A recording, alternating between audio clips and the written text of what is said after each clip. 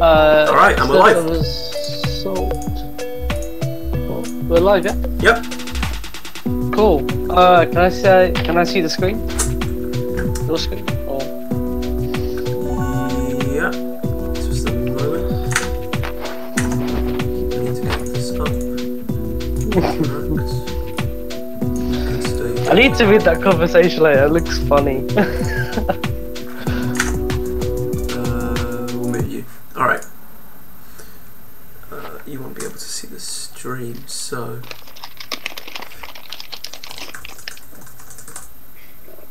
Let's see if I can get this working.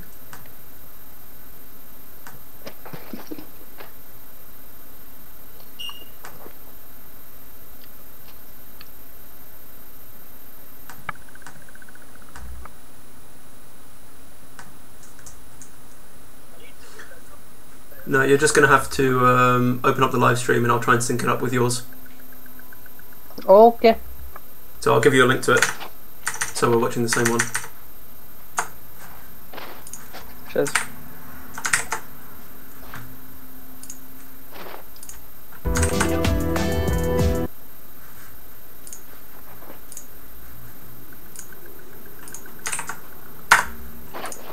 There you go.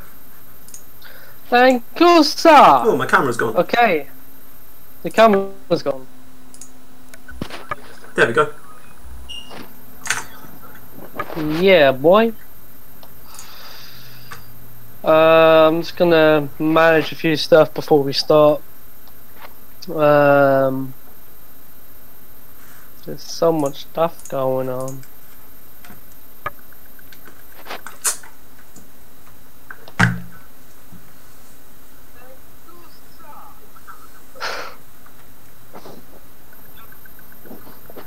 Okay, enter picture in picture, and we should be good to go. Are you ready? Yep, we're live. Yeah, hello everybody! Hi there, welcome to our Techmanity live stream. I'm your host, Harry Thomas, CEO of Techmanity.co.uk, and here I have with me site developer, the one and only, the greatest of the greatest, Jivan Pal. How are you doing, Jivan? Yeah, I'm doing pretty good. You? Yeah, I'm doing brilliant today. It's been lovely weather today. It's like, let me check my Apple Watch, it's 25 degrees, partly cloudy at the moment. Bring in an Apple Watch for the Google conference. Leave the room. Okay, I'm sorry. I'll come back in June for the Apple event. When is WWDC actually? I've got it in my calendar. I think it's the 18th. Yeah, no, it's 4 weeks from now. It's the 4th. Cool. 4th. It's the 4th. It's the 4th. Way off. Okay, cool. Yeah, so we'll be covering that. So today we'll be obviously covering Google I/O. I've had I think this is like the 5th Google I/O I've actually ever like watched. First I watched was 2016. The only one that I watched the main conference from start to finish. Yeah, I mean, I've never. The past couple of years, I feel with Google I/Os, they do get a little boring. Now, hear me out. The reason why, the main reason, at least, why some things can get a little boring is the software side of things. Now, because of that, I feel personally, and I am an iOS user, but when I was on Android, I feel like you could customize so much of the phone as it is that when they introduce new features from Google, there's features that we've already had, and so they do look cool, and sometimes they are really neat, and they're really more so helpful and more intuitive to use than what we already have. But I think the most interesting Google I/O I've seen is when they introduced material design for Android OS. But I think that was like 2014. I might be wrong. I forget when they actually came out with material design for that. But like material design for Google and Android as a operating system platform is like working so well, and it's such a nice design overall. So it'd be nice to see in this one maybe a new design. Maybe yes, it's going to be Android P, but at the same time there could be, I don't know, maybe what I'm hoping for at least, some kind of new design of a new OS, maybe, because there's been talks about, I forget, or I can't really pronounce how you say it, but there's like this like secretive side of an operating system that Google have been like developing for the past couple of years. I think it's called Fuchsia. Fuchsia, yeah, Fuchsia's yeah. pretty cool. So yeah, they might introduce something with that. I don't know. We'll have to wait and see. But obviously, there's not just the software side of things. There's sometimes even the hardware side. So you've got Google Home. You've got the Pixel lineup, which we probably won't see anyway because that's more so. I mean, later. you have to remember I/O's a developer conference, so I mean, even if you look at their schedule, they actually rate the sessions, because I mean, we get to see the conference and we get to see some of the stuff they're doing, but obviously for anyone down there in Mountain View, they've got a whole bunch of sessions going on as well for developers, and they actually, if you look at their schedule, they've got them sorted by sort of difficulty level: beginner, intermediate, advanced. And so the conferences, they aim to cover all levels. So, as well as sort of covering the new stuff they're doing, they'll probably talk about some of the because I know back in 2015 they talked about fast apps or whatever it is that they call it, where if you visit a website, but there's a dedicated app for that website, say like Reddit or YouTube or whatever, it's all and native. if you don't have the app installed, it'll kind of download the relevant parts on the fly to be able to give you that kind of it's a really cool idea. I think it's called Android Go. Not Android Go. I can't remember what it's called. Instant apps. Instant apps is what they call it. Yeah. Okay. Well, obviously we'll discuss what's going to be said.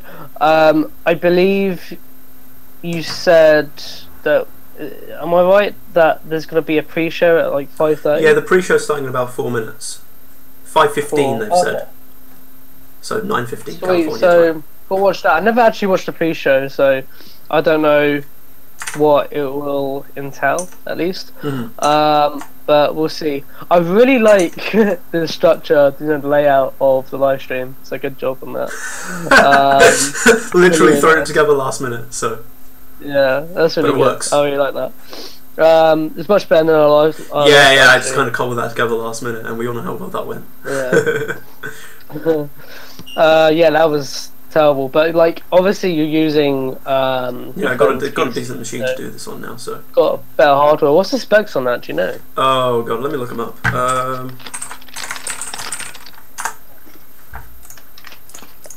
So the machine I'm using to stream this is 4 GHz i7, 4th gen i7, 16 gig of RAM, 64-bit Windows 10, just using OBS, nothing special. Wow. With regards to the software. Compare that to my Mac, which is 4 gigs, like 3 gigahertz i5, sorry. Yeah.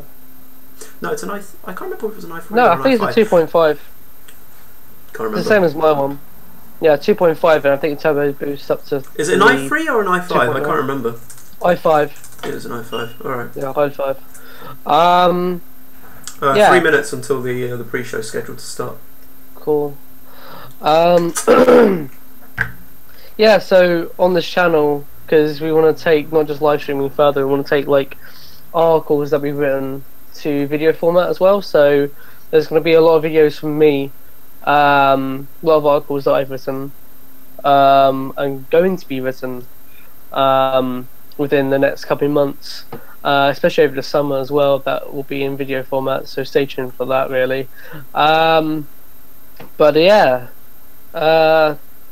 We just got a lot of stuff going on in the summer. We're still looking for new people to join the team. We're going to be doing a lot and lots of, covering new tech startups in Shoreditch of London, The shortage of London.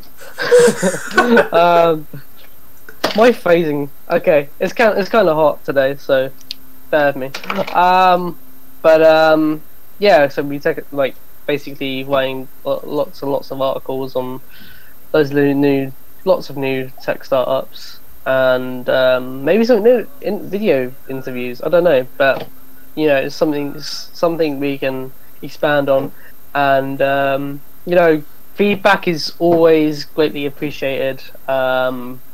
I actually will be creating some sort of feedback page or a link for you guys to fill out from what you might want in the website, or just content that you may feel in some way needs to be improved and stuff like that. So I'll be sharing that across all a range of our social media. We're on Twitter, Instagram, and Facebook. If you're still on Facebook, that is. What, after the whole Zuckerberg thing at the Senate? Yeah. I had a trainer today because he's teaching me this like software for taking down notes in class better and doing my work better. What's that? It's so there's okay, for example, there's like 3 of them, but I'll give you one of them. One of the software applications is called Dragon. I don't know if you've heard of it. It's quite major, but it's like it basically. So I have dyspraxia, and it's easier for me to understand a piece of text when it's read to me. So that's what it does basically. It reads stuff to you, but also you can say stuff back into a microphone. And you can basically like give it commands to edit a bunch of stuff and whatnot. And you can also use it for.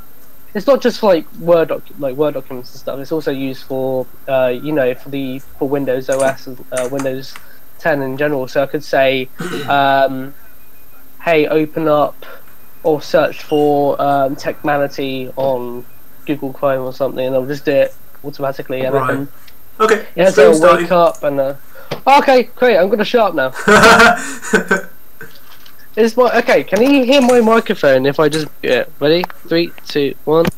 Hello, can you hear me? The keynote to begin. Hello. Yeah, you're good. You can hear me. Yep, you're good. I'd like to share a few things we're doing differently. Can you hear me now? Yep, because you're good. Millions of viewers like you okay, joined great. us I'm gonna mute my last microphone year. as you watch it for some time because I'm gonna eat my M&Ms because I'm freaking starving.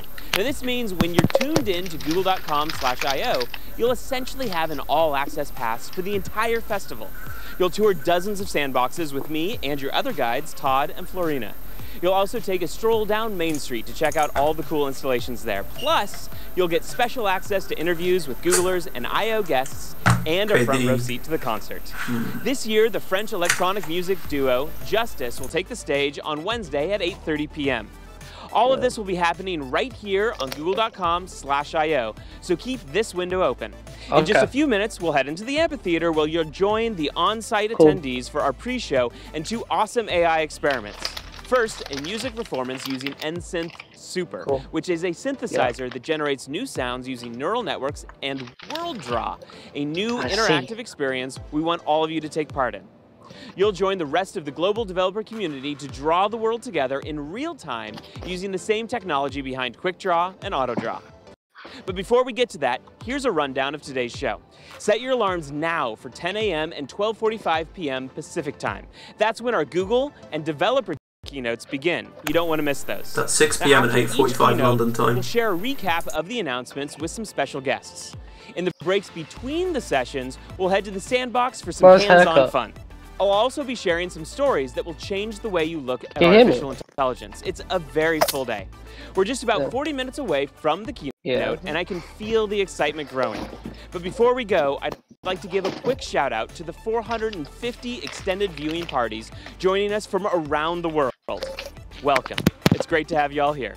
Remember to share photos of your viewing party with us on our Google Plus I.O. extended community page, IO18. Also, to get more information on different Google developer products throughout the year, be sure to take 30 seconds to sign up at g.co/dev/form. Now let's join everybody in the amphitheater for the pre-show. Remember, I'll be here right after the keynote for a recap and more I/O Live at Google I/O 2018. Also, to get more information on different Google developer products throughout the year. Yeah, sorry.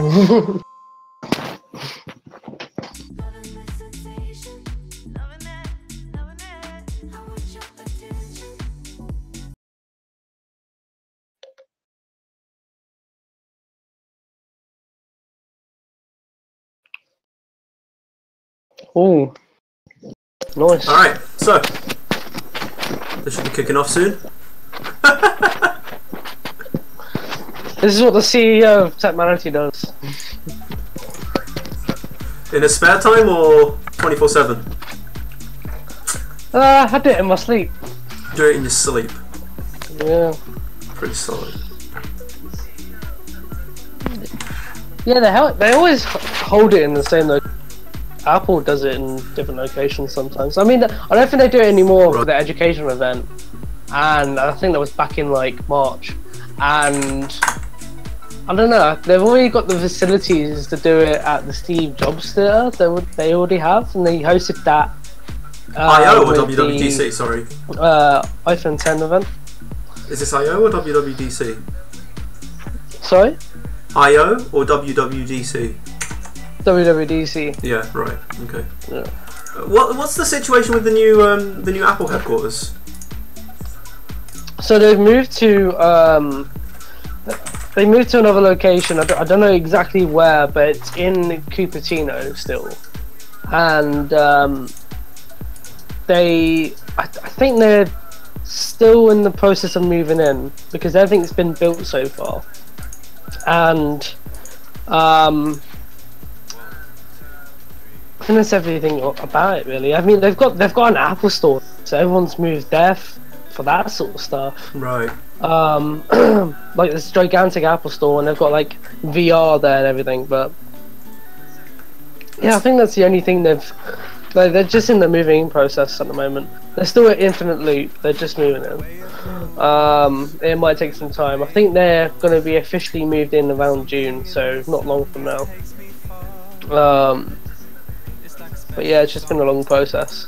So I think it was built.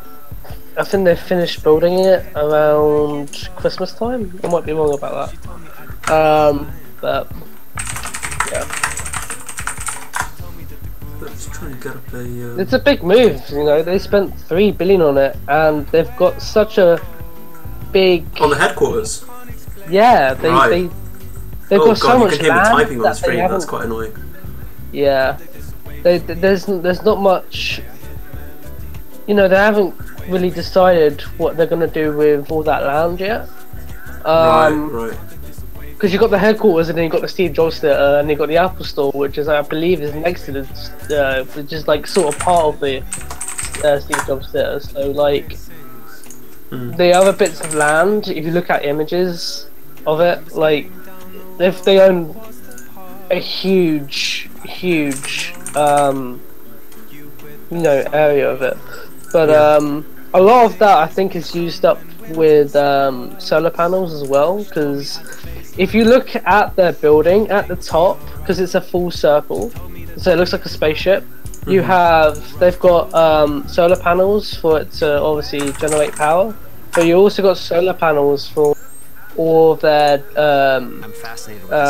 data sort of every time we see new technology come along, data systems and stuff as well, which is like further out, but it's still part of their land, sort of thing. Right. We're trying to build some sort of machine. So yeah, they just spend a lot of money on it. New ways to express themselves.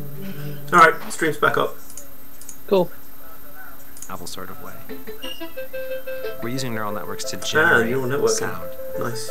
Not the actual note that's playing, but the sound of the instrument. It's fun to hear about. We've needed to go from heavy math and big computers and lots of code to something that musicians could play. We call it N-Synth Super. N-Synth Super. Why N-Synth? in the The name. synth algorithm Neural learns synth? the core aspects of what makes each sound like it does, and then combine those characteristics, drawing a new sound that's not just a blending of the two original sounds. This is our first foray Right, so into it's like actually a building timbre tools mixer, for musical creativity. which is quite cool.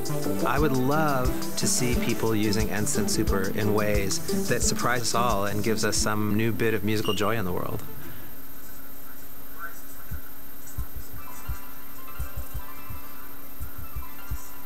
Yeah, okay. So they're doing the live demo of this new tech. I don't know about you, but you think like they'll partner up with Google in a way of like not showing any other product except of theirs and a Google made product? Because you got the Apple one in there as well. You got like an Apple laptop. I mean, that's how they function their products, obviously. But you know, I just find it quite funny.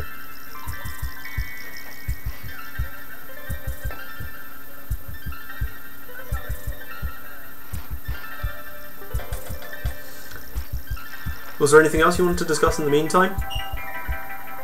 Just watch this. Fair. Anything about the website? The website's just like still in development, but we've still got like a lot of That's true. articles. You know.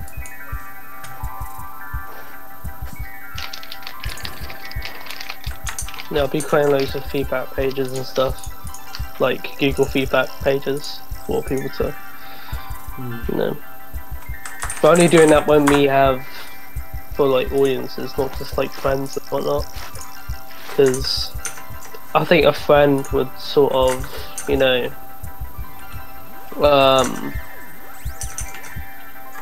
try and be,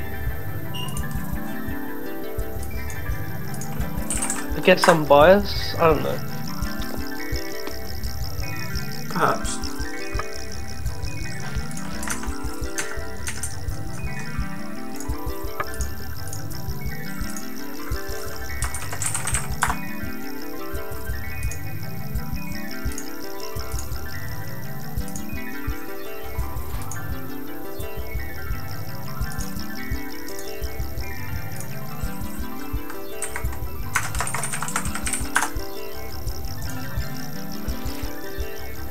What are you expecting to see then this year?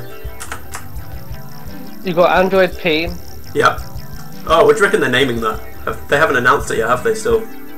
No, they don't. They don't. I don't think they do that until like September or something. Right. Or something. Because they sort of like unveil it with like the statue they have outside their headquarters. Like with Lollipop, they had an Android holding a lollipop. With Kit Kat, it was an Android actually has a Kit Kat. There's all like statues outside, so it's pretty cool. But we won't know until then. But I don't know. Maybe popcorn.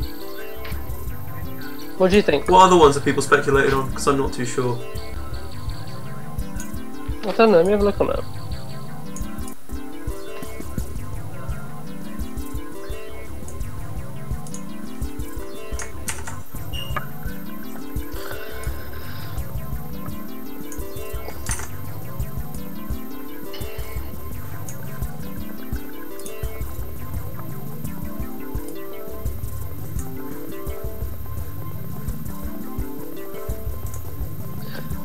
There's an article by BGR, and they were like, the title of the article is Google either just revealed the name of Android P or trolled everyone. I want to read this. This should be our intro music. This should be our intro music. I had music lined up actually for if we were going to start the stream earlier, just for people to wait and listen to before 5 o'clock hit. Yeah. Like large companies in the mobile market, Google is a creature of habit. Sure, timelines change a bit from one year to the next, but the company tends to follow the same pattern when it comes to major Android updates, and now when it comes to the Pixel phone launches as well. Where the Android platform is concerned, Google releases developer previews early in the year that provide a base, and then more feature-rich version of its next generation Android OS, which is today. But what's this got to do with what they... Bear with me. Oh, this is an awful website.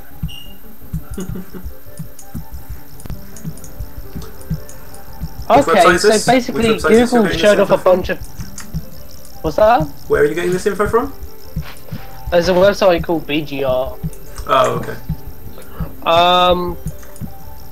Basically, I think Google have Instagrammed like a bunch of pictures, and there was like, I don't know. I think people are just speculating that wherever they saw, whatever object they saw that had a key in it. Some of the suggested code names. Someone thinks it's Popsicle. And Popsicle's a pretty good one. I mean, I don't think anyone was legitimately expecting KitKat when KitKat came around, just because like it was a trademark and all that. And, like, why would they use a brand name for a code name for a product? But then they did the same thing with Oreo again. It's like, ugh. Frostbite says, "What are some Android P name predictions? We found 17 desserts." Pancakes. I mean, they don't necessarily have to be desserts. Like, they're always something sweet, but like I wouldn't call Kit Kats and Oreos desserts. I wouldn't call nougat a dessert. I wouldn't call gingerbread a dessert. You know, they're just sweet things. Panna cotta. Panna cotta. Yeah. Absurd. Parfait. Parfait. Yeah, I suppose. I don't think they'd use a French word. Peanut butter cookie. Peanut butter's a good one. I can see that being one that they choose. Pita. Sorry? Pita. P-I-T-A? P-E-D-A. Pita? What on earth is that? People desperate to give Android an Indian name might seek for another chance with the sweet called Pita. Google didn't an Indian sweet? Oh, I should know what this is then. Let's have a look. Wikipedia. What does Wikipedia say about Pita? A sweet from the Indian subcontinent. Pita is how you pronounce it. Pita. I've heard of that. The main ingredients are cocoa, sugar, and traditional flavourings, including cardamom, pistachios, and saffron. Okay. Here's a picture of it. Pecan pie. Here's a picture of it. Yeah. Up on screen. Alright, let me have a look at that. Hold it there. Because I'm multitasking on my iPad. Right, I need to wait for it to come up. There's like a 40-second delay. You're going to be waiting for a bit. Yeah. It's worth it though. 4 Indian sweet dessert pita in a glass plate made of cow's milk, preferred as a god's prasad, also called, is a material substance of food that is a religious offering. A religious offering in both Hinduism and Sikhism, normally consumed by worshippers. It looks like what? Like a lemon. Yeah, in colour. The colour can vary actually, so Wikipedia says about it. The colour varies from a creamy white to a caramel colour. Do we know what colour scheme they're using for Android P? Because if it matches, then maybe we're onto something. I don't think they have. No, it's a green. It's a green and pink theme. That's what they're going for. Popover, pastry, praline, Pandoro. Let's see. Poached pear. Oh, come on. Poached pears. Pears.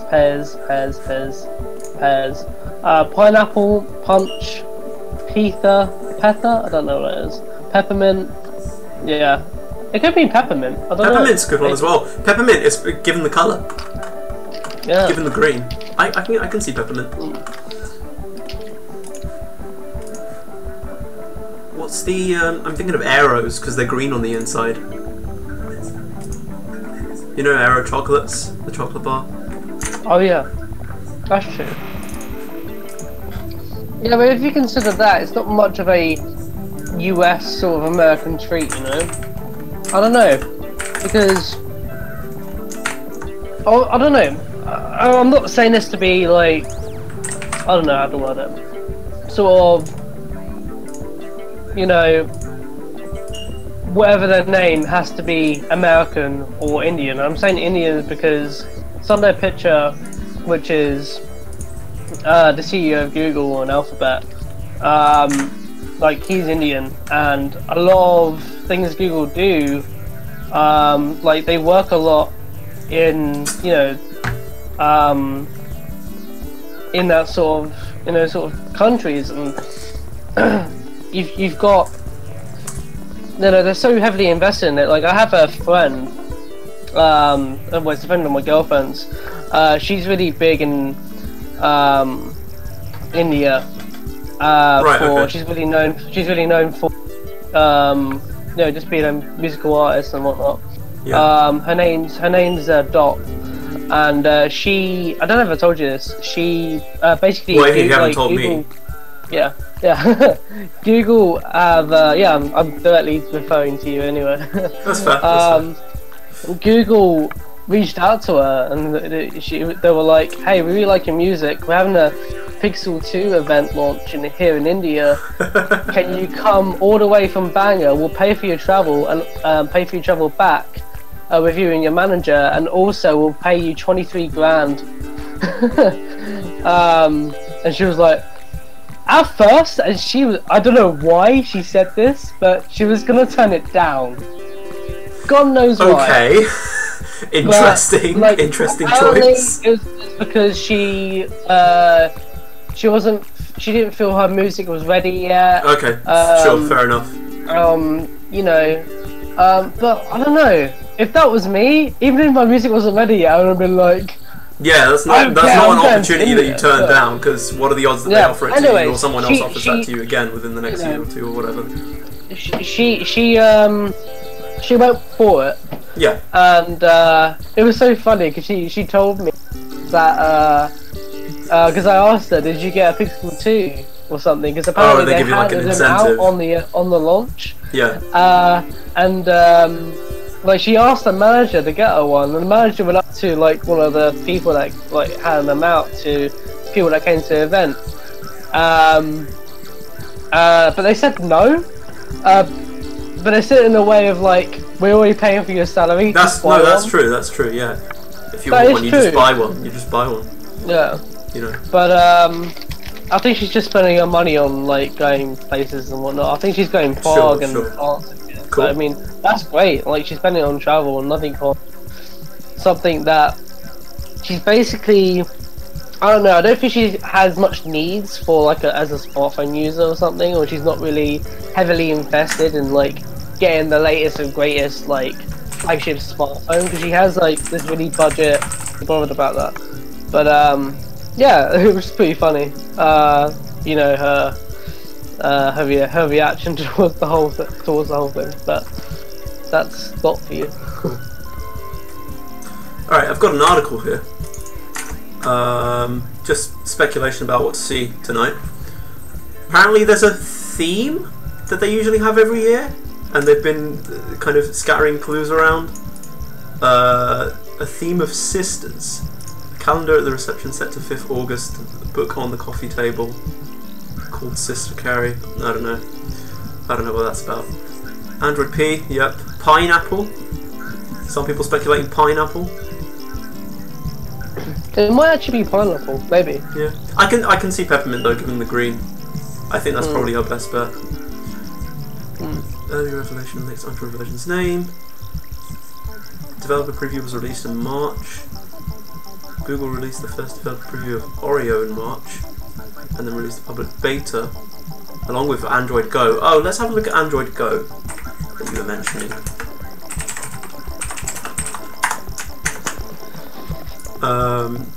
Along with its new Android Go version of the OS the internet, isn't it? Devices. A version of the OS meant to power low-end devices in emerging markets. So yeah, think like Android for a Raspberry Pi sort of thing. I'm thinking. Low-end devices, maybe sort of Internet of Things on a cheap scale, perhaps. It also did demos of picture-in-picture, notification dots, etc. Okay, I don't really know much about Android Go to comment on that. Google I think Home, they're trying to implement them into... Oh, okay, so like, you know how we have the Chromecast? Yeah. Apparently there's an Android TV dongle in the works. According to a new FCC filing, Google might soon launch its own Android TV gadget. Shenzhen SEI Robotics Co., which produces Android TV devices, recently filed a new listing for a, quote, 4K ATV stick with the FCC. There are some pictures included with the listing, and they show a Chromecast-like HDMI dongle. Interesting. I'll show that in the stream. You'll see it soon enough. It's just the delay, obviously. While Google obviously didn't manufacture these itself, the G logos on them suggest Google would likely market them as Google devices. We expect to hear more at I/O 2018. Google Assistant, if they've got any features for that, I suppose. Google Lens. I come across this the other day. Google Lens. Google Lens is really interesting. Is it kind of like, because you remember how they had Google Goggles? But that was sort of like a proof of concept. It didn't really do much other than scan barcodes and pictures of, and for like front covers of books and things, and do a bit of basic reverse image search to kind of work out what they were and provide catalog details about them. Yeah. Like with Google Lens, it's like a little.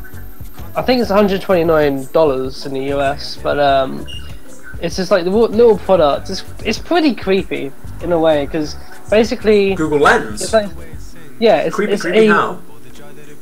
Well, it's a product that, okay, for example, I might have on a mantelpiece, right? It's like a small camera, but it's always on, and it's always trying to capture a moment. That's the whole point of it. Right. So let's say, I don't know, my cat jumps up at me, it'll capture that. It's pretty cool. Yeah. I think it records as well, video. But for that price, to just capture a moment, it's pretty hefty. Considering that only does one thing. I don't know if it does more things than actually. I might be wrong. Let me just check that.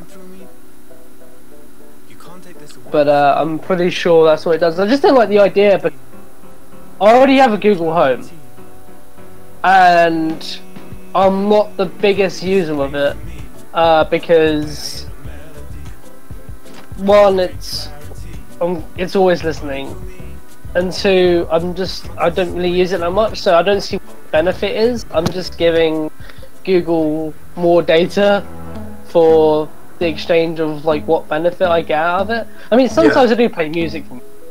I might want a certain song, and so it's great for that because I have it linked to Spotify. I think they're showing off another thing at Google I/O. Oh, are they? Yeah, I believe so. Maybe I might be. They're showing something. What time is it? 5:42.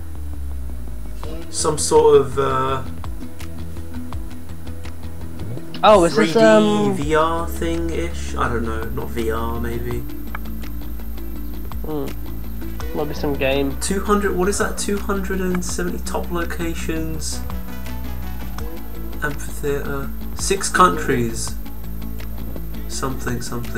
Join on your phone. g.co/worldview. Okay, let's have a look at this website. Let's see what this is. g.co/worldview. Does not exist. What if I typed it in wrong? World Draw. Ah, okay. Don't know how I saw that wrong. WorldDraw.withgoogle.com. An AI experiment to draw the worlds together. Alright.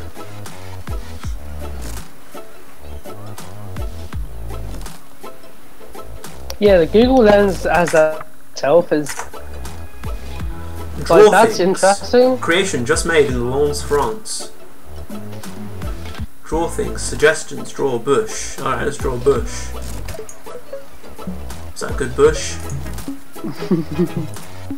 It's not drawing. I can't draw. I can't actually draw on the canvas. Ah! That's weird. Alright, let's see what this explore the world thing is.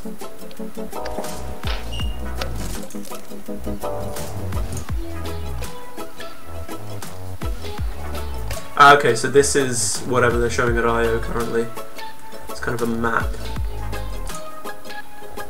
It's quite slow to load on this hefty machine, which is a bit strange. Maybe the streaming service is taking up all the CPU cycles. Alright, we'll have a look at that later. It's probably just a bit. How many cores has it got? Sorry? How many cores does it have? How many does what have? How many cores does it have? Cores, this computer? Yeah, is it quad core? I'm pretty sure it's quad core. It's taking up 3 cores. Yeah. This live stream. Okay, so Android Oreo. Okay, Android Go. So it's a version of Oreo intended for devices with less than a gig of RAM. A special suite of Google mobile services designed to be less resource and bandwidth intensive. The Play Store will also highlight lightweight apps. Modified interface. API allowing mobile carriers to implement data tracking, top-ups from the settings menu. Okay. So basically it's just a low-end version of Android for phones in the developing market. Alright, back to the stream.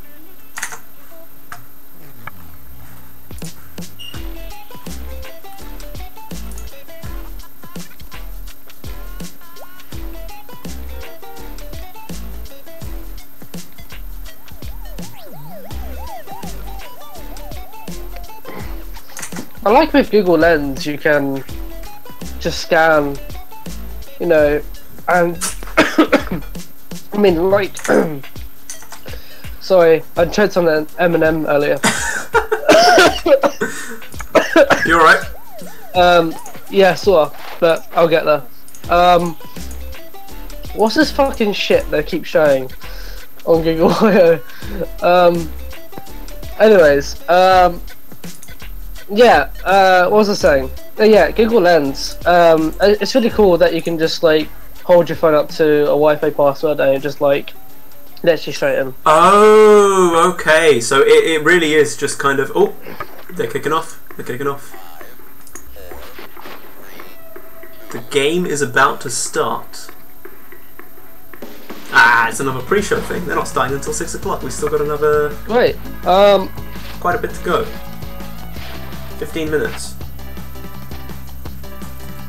Yeah, so... Oh man, this music's jamming. Yeah, it's pretty chill. It's pretty chill. Oh, excuse me. So... What was I saying? God. Yeah, so they've got like this product tied with it, which I believe is called Google Lens as well, which is weird. It's called Google, it might be, hold on, let me just double check that. So just reading this article here from Pocket Lens. Lens announced at I/O 2017 is an AI-powered technology that uses a smartphone camera and deep machine learning to not only detect objects, but understand what they are and offer actions based on what they are. Yeah, super valid version of Google Goggles, which they've written as Google Googles. And similar to Samsung's Bixby Vision. Oh god, what is the situation with Bixby? I actually hadn't heard of it until we watched the S9 release, and you mentioned it. It is awful! I went to the Samsung store in Oxford Street, and it's awful! I went there, and I was like, I thought it, like, they've got this dedicated button for it, and I honestly thought they would be the most, like, I don't know, I think it would be at least intuitive, and it'll be, like, easy to use. Yeah. It's so... I don't know, it's just the whole thing. Yeah. I think it's worse than Siri. Okay. And Siri's down at the dumps at the moment. So here we've got Bixby Vision. It, built into the Samsung camera app, can see what one can see as it is essentially an AR camera that can identify objects in real time, search for them in various services, and offer the user to purchase them if available. Can translate text, read QR codes, and recognise landmarks. Now this is nice because the fact that Android doesn't have like a built-in standard QR code reader by default is a bit of a pain. You have to use a separate app. Sure. It seems like an oversight, but I mean, really, I just find it weird. The only real purpose I see for QR codes is Bitcoin addresses. Honestly, I just find it pointless because they invested so much money into making an AI system that they already had with Google as an iOS platform, and they spent so much money to make it as a dedicated button. I've seen so many reviews from people, and people that I know that have said that they hate the Bixby button because they don't use it, and they keep accidentally pressing it mixed up with. Yeah, they keep thinking it's the volume button or something. Dedicated button for a voice assistant is just, you know when you've gone too far. The whole point of a voice assistant is you don't need a button. Yes. You're supposed to voice activate it. Yeah. Oh god. Alright, let's have a look at this video. Google Lens.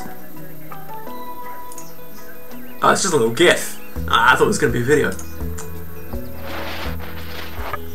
Cheeky Google. Ah yeah, there's the lens button. So this is where I saw it. So I saw it in Google Photos. Yeah. That's where I saw it, because I was looking for. They moved the info button in Google Photos and they replaced it with the Google Lens button. All right, so let's look at this lovely picture of myself. And you can see there my photography in the yeah, you took that photo, didn't you? You can see there in the bottom right, there's the Lens logo. It's a bit out of focus, but it's there. That one right there. Yeah. You tap on that. Google Lens, do more with your photos. Copy text such as addresses, phone numbers. Yeah. It's pretty neat. Such as addresses, phone numbers, and dates. Learn more about landmarks. Look up books, music, albums, movies, and artwork. And then, let's read the small text. Your Google Lens activity, including this image, is saved to your Google account. If web and app activity is turned on, you can see your activity and modify your settings at myaccount.google.com. Everyone loves reading the small print. Get started. There's a little fancy neural network, all dots flying around my photo thing. And then it goes, Lens doesn't recognize people. Really? There's a big person in the middle of the photo and you don't recognize it. It's a handsome fella. Oh, I see. Okay, so it's basically saying, I don't know who this person is, which is understandable, but surely you can recognize that it's a face. So yeah, it's kind of able to tell me, yeah, that's a person, but I don't know who that person is. Maybe you have to take it. Why doesn't it know who I am? Oh well, it's looking for like text, landmarks, that sort of thing, anything kind of distinctive. So let's have a look at this picture of the weave that you received, which we're gonna have to review soon. All right, let's see what Lens has to say about this. That later this month or next. Okay, so it's tried to sort of look at the logo, and it's gone. You know what? I think that's an O and a V. So I'm going to render it as text, but that's wrong. Let's see if it can do anything with something more distinctive. Let's see what it can do with our business cards. Here's a picture of our business cards. Yeah. And it says, what a shame. So it's kind of seen the text Techmanity, and it's gone. So it says techmanity.co.uk. Google Lens has said techumanity.com. So it's gone there and it's like kind of looked and gone, H-manity. You probably meant humanity, like that's kind of like spelling correction. Yeah. Notice it's also picked out your handwriting, Harry, where you've written hello twice. It's noticed that that's writing. It's not been able to kind of interpret it though. They're really cool. It's sort of similar to Apple Notes app, because with the Apple Pencil, when I write into the Notes app, the really cool thing is like when I go to search for a certain note, it reads my handwriting and puts that into text. And so let's say I wrote a note saying my name, basically Harry. I can type into basically the search bar on my iPhone Harry, and it'll bring up that note. Cool. So that's pretty cool.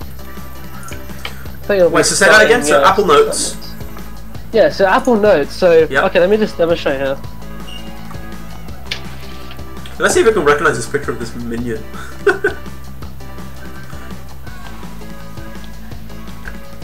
Yeah, no, it just thinks the eyes are 0, 0. Like 2 big circles, 2 zeros. It's quite poor, if I'm honest. Okay, so let me just demonstrate here. So I'm gonna write my name onto the Notes app on my iPad. Okay. My name. Okay, there you go. And you can see that, Harry. Yep. Okay, so basically, if I come out of that, now this should work in real time. This, I don't know if you can see that. So that's my iPad. If I go down and basically type in the note. Oh, I see. Okay, that's pretty cool. So basically, it's using. Let's see if that works, Harry. Scroll down to my notes. Yep. I think that's it there. So let me just tap on that. Oh no, it's not. But it's got my name on it. Okay, it's different note. Different note. Okay, so basically, it's using like optical character recognition to kind of index the note with text, and then like adding that as taggable, sort of, so you can it's searchable. That's pretty neat, actually. I mean, for that kind of stuff, it'd be nice to see. Can you get Microsoft OneNote for iOS? Because OneNote is great. OneNote is a great piece of software. Microsoft added it to the Office suite, like 2007, 2008. It's really good, and it's really great at you write stuff and it converts your handwriting to typed text. Yeah. It does a really good job of that.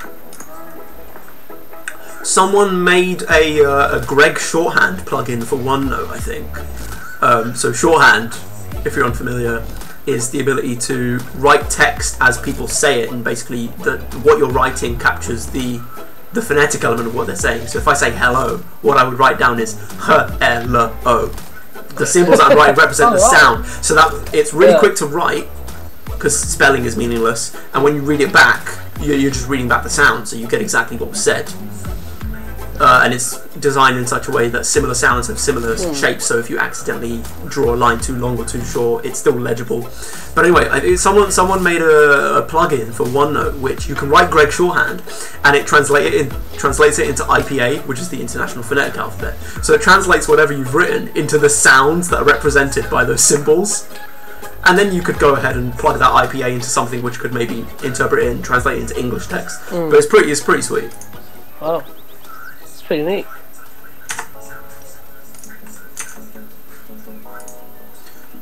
Alright, so Google I/O 2018. Just bring this up on screen. So let's just look at the events they're live streaming. Computer's a bit slow here. Alright, here we go. Schedule.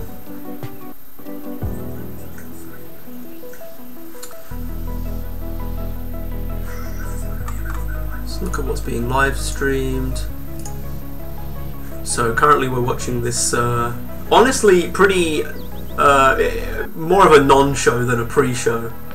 Nothing's really going on, just a bit of music. Showing off a couple. I mean, the NSynth thing does look nice. What did they say they were calling it? NSynth music? Yeah, I think so. Someone's probably tweeted about it for me to be able to Google that. NSynth Super.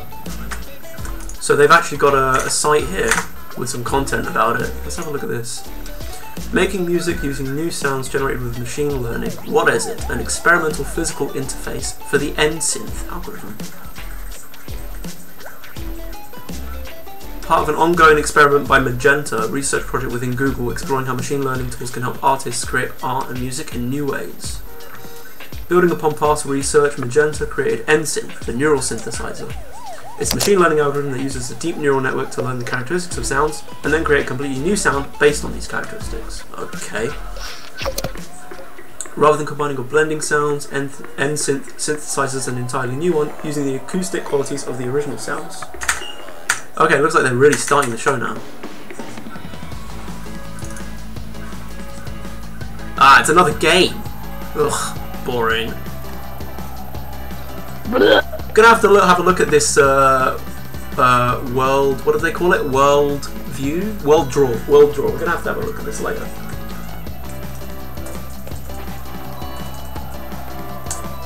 If at any point during the show there's any points that you want to come back to after the show, we'll do like a half an hour session afterwards. So just keep those written down. Alright, let's go back to looking at NSynth. Since its release, Magento have continued to experiment with different musical interfaces.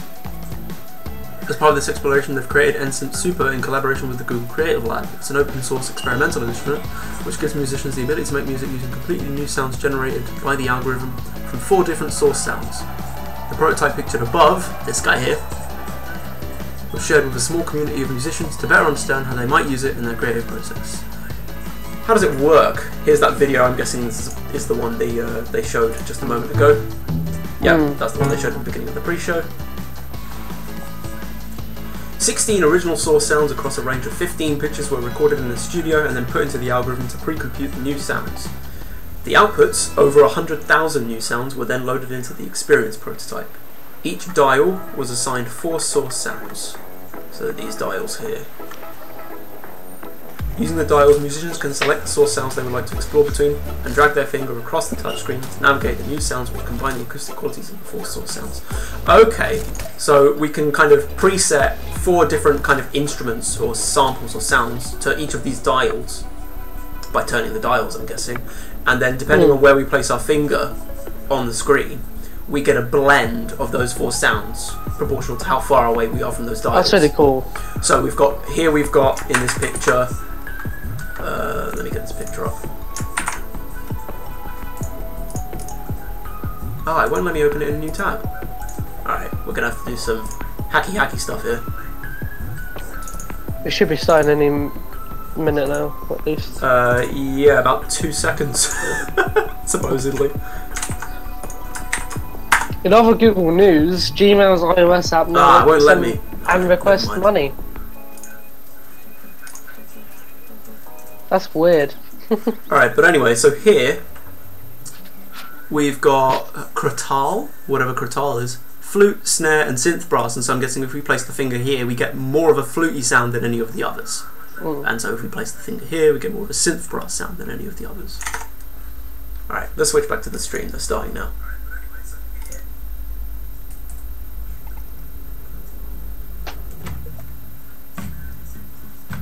Yeah, they're just releasing the Gmail app that the Gmail iOS app that it lets you send and request money.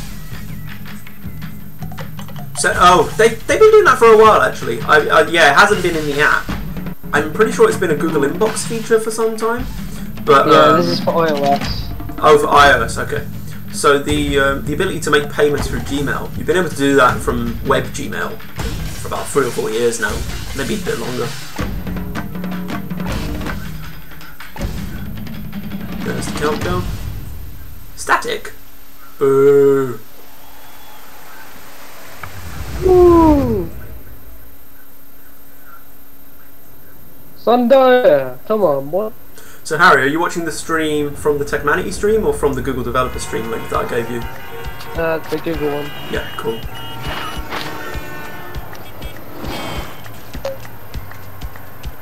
What's with all these little cubes?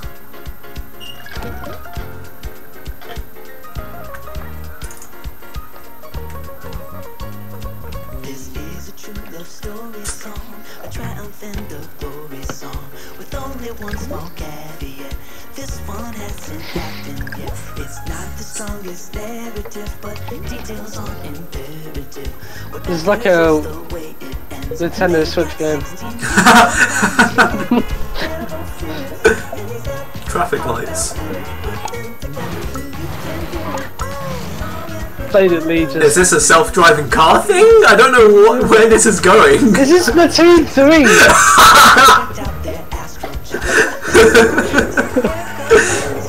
Oh god, no, you know they're doing a DLC for Splatoon 2. Really? Yeah, another one. Like, it's a proper story mode. Apparently Splatoon has a lore. This is going well into This is it! This is it! We're watching it now! This is it! This is the origins of Splatoon. Did a collaboration with Google. Oh wow, they brought that guy back from the dead. Damn. Okay, genuinely though, I don't know what's going on here, so I'm actually kind of curious to see what this is going to be.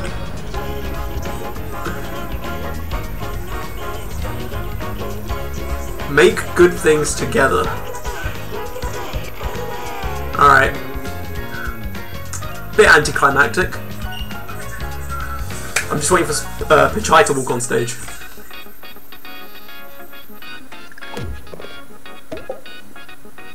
Oh, okay. So that I liked that. That was a neat little IO logo.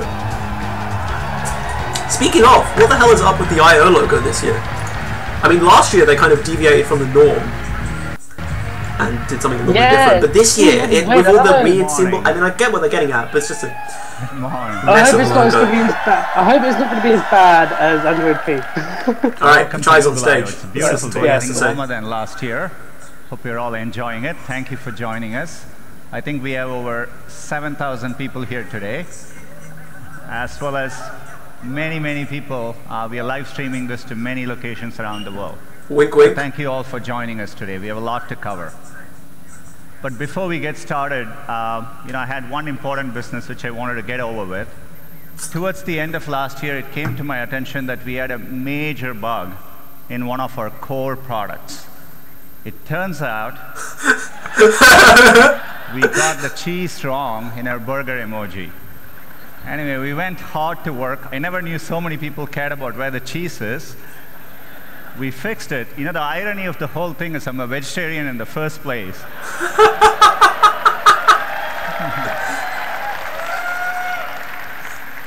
So what's wrong with putting the cheese under the burger? Hopefully we got the cheese right, but as we were working on this came to you got to melt it properly. If you put the cheese between the burger and the salad, then the top of the cheese is cold, but the bottom's hot, so it doesn't melt properly. You just don't do it, mate. You just don't do it. But we restored the. Oh yeah, no, this makes no sense. Yeah. How can there be froth if the beer mug is not full? Yeah. So all is well. We can get back to business. We can talk about all the progress. If this says anything about software development, I'm sure all of you would. It's that your users will complain about the smallest things. I'm sure you've all felt it. We're at an important inflection point in computing, and it's exciting to be driving technology forward. And it's made us even more reflective about our responsibilities. Expectations for technology vary greatly depending on where you are in the world or what opportunities are available to you. For someone like me who grew up without a phone, I can distinctly remember how gaining access to technology can make a difference in your lives. And we see this in the work we do around the world.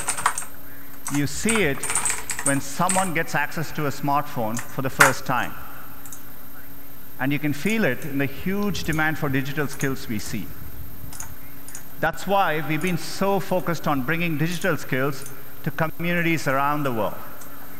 So far, we have trained over 25 million people, and we expect that number to rise over 60 million in the next 5 years.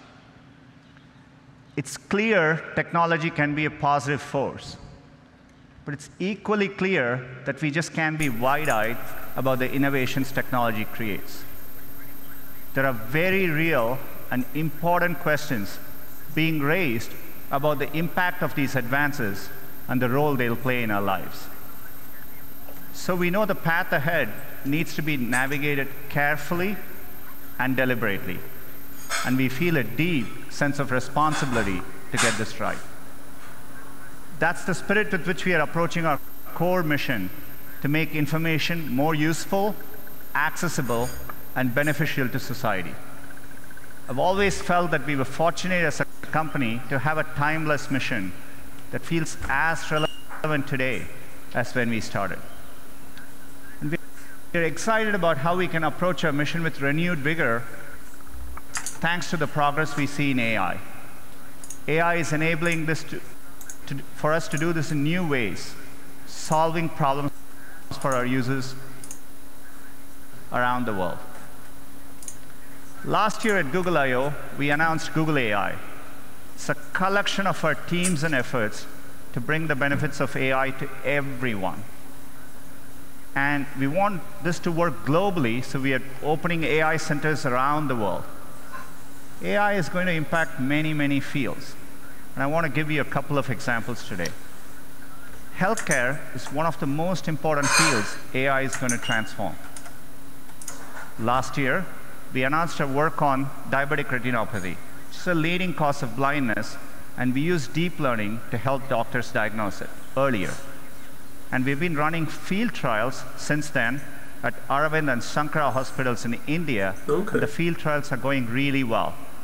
We are bringing expert diagnosis to places where trained doctors are scarce. It turned out, using the same retinal scans, there were things which humans quite didn't know to look for, but our AI systems offered more insights. Your same eye scan turns out holds information with which we can predict the 5-year risk of you having an adverse cardiovascular event, heart attack or strokes. So to me, the interesting thing is that, more than what doctors could find in these eye scans, the machine learning systems offered newer insights. This could be the basis for a new non-invasive way to detect cardiovascular risk. And we are working, we just published the research, and we are going to be working to bring this to field trials with our partners. Another area where AI can help is to actually help doctors predict medical events. Turns out doctors have a lot of difficult decisions to make, and for them, getting advance notice, say 24 to 48 hours before a patient is likely to get very sick, has a tremendous difference in the outcome. And so we put our machine learning systems to work. We've been working with our partners using de-identified medical records. And it turns out if you go and analyze over 100,000 data points per patient, more than any single doctor could analyze, we can actually quantitatively predict the chance of readmission 24 to 48 hours before, earlier than traditional methods. It gives doctors more time to act. Interesting to point out that publishing our paper on this later today, de-identifying the data that they used, hospitals and medical institutions. All with the privacy concerns and all that. Another area where AI can help is accessibility. We can make day-to-day use cases much easier for people. But hey, saving lives. Let's take a common use case. Does anyone complain? You come back home in the night and you turn your TV on. It's not that uncommon to see two or more people passionately talking over each other.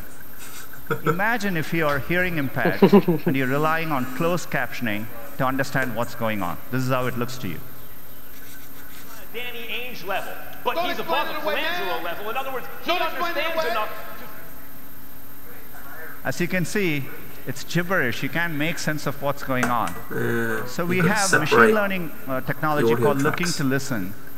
It not only looks for audio cues, but combines it with visual cues to clearly disambiguate the two voices. Let's see how that can work, maybe in YouTube. Not on a Danny Ainge level, but he's above the Colangelo level. In other words, he understands enough to... You said it was all right to lose on purpose. You said it's all right to lose on purpose and advertise that to the fans. It's perfectly okay. You said it's okay. We have nothing else to talk about. We have a lot to talk about. I don't like that example because they never actually spoke over each other. You can see how we can put technology to work to make an important day-to-day use case profoundly better. Or was it that they just didn't show them talking? Did they mute one? Was the other guy still talking? In fact, we can even apply machine learning to a 200-year-old technology, Morse code, and make an impact in someone's quality of life. Let's take a look.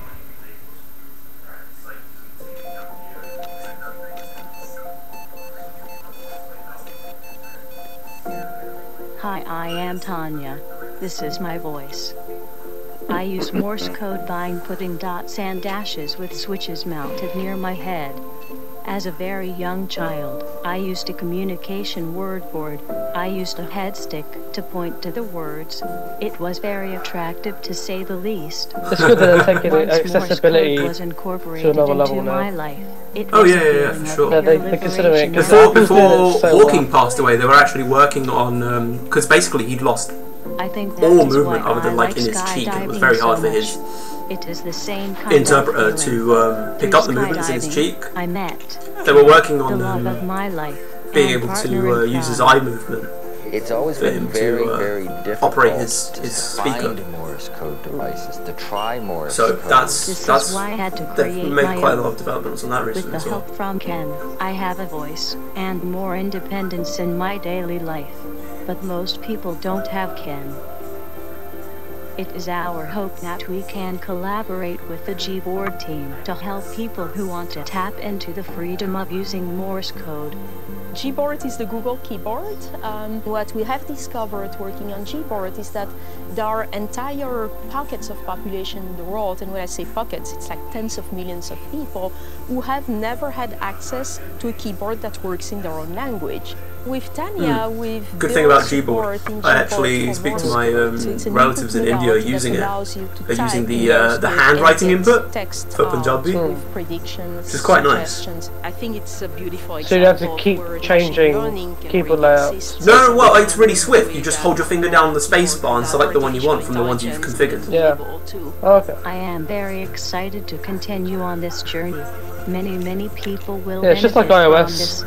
Yeah. But what I mean is the handwriting recognition is superb. It's really easy. I mean, they have it for English as well.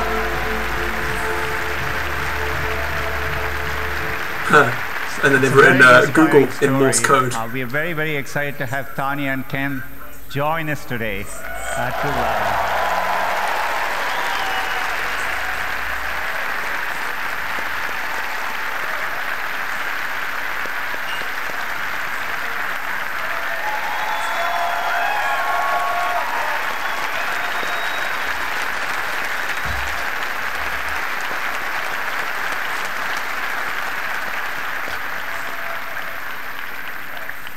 Tanya and Ken are actually developers. They really worked with our team to harness the power of actually predictive suggestions in Gboard in the context of Morse code.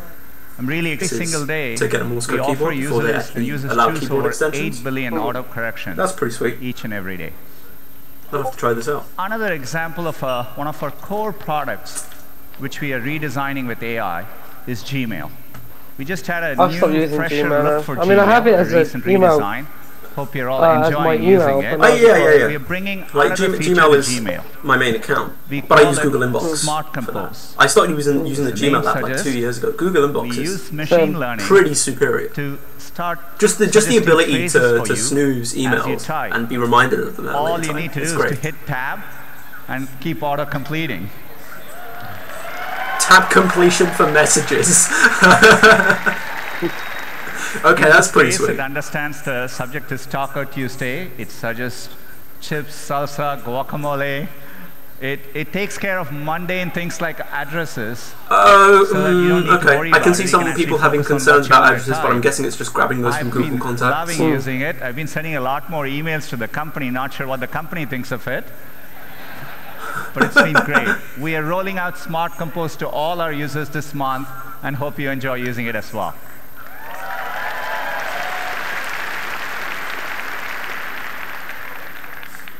Another product which we built from the ground up using AI is Google Photos.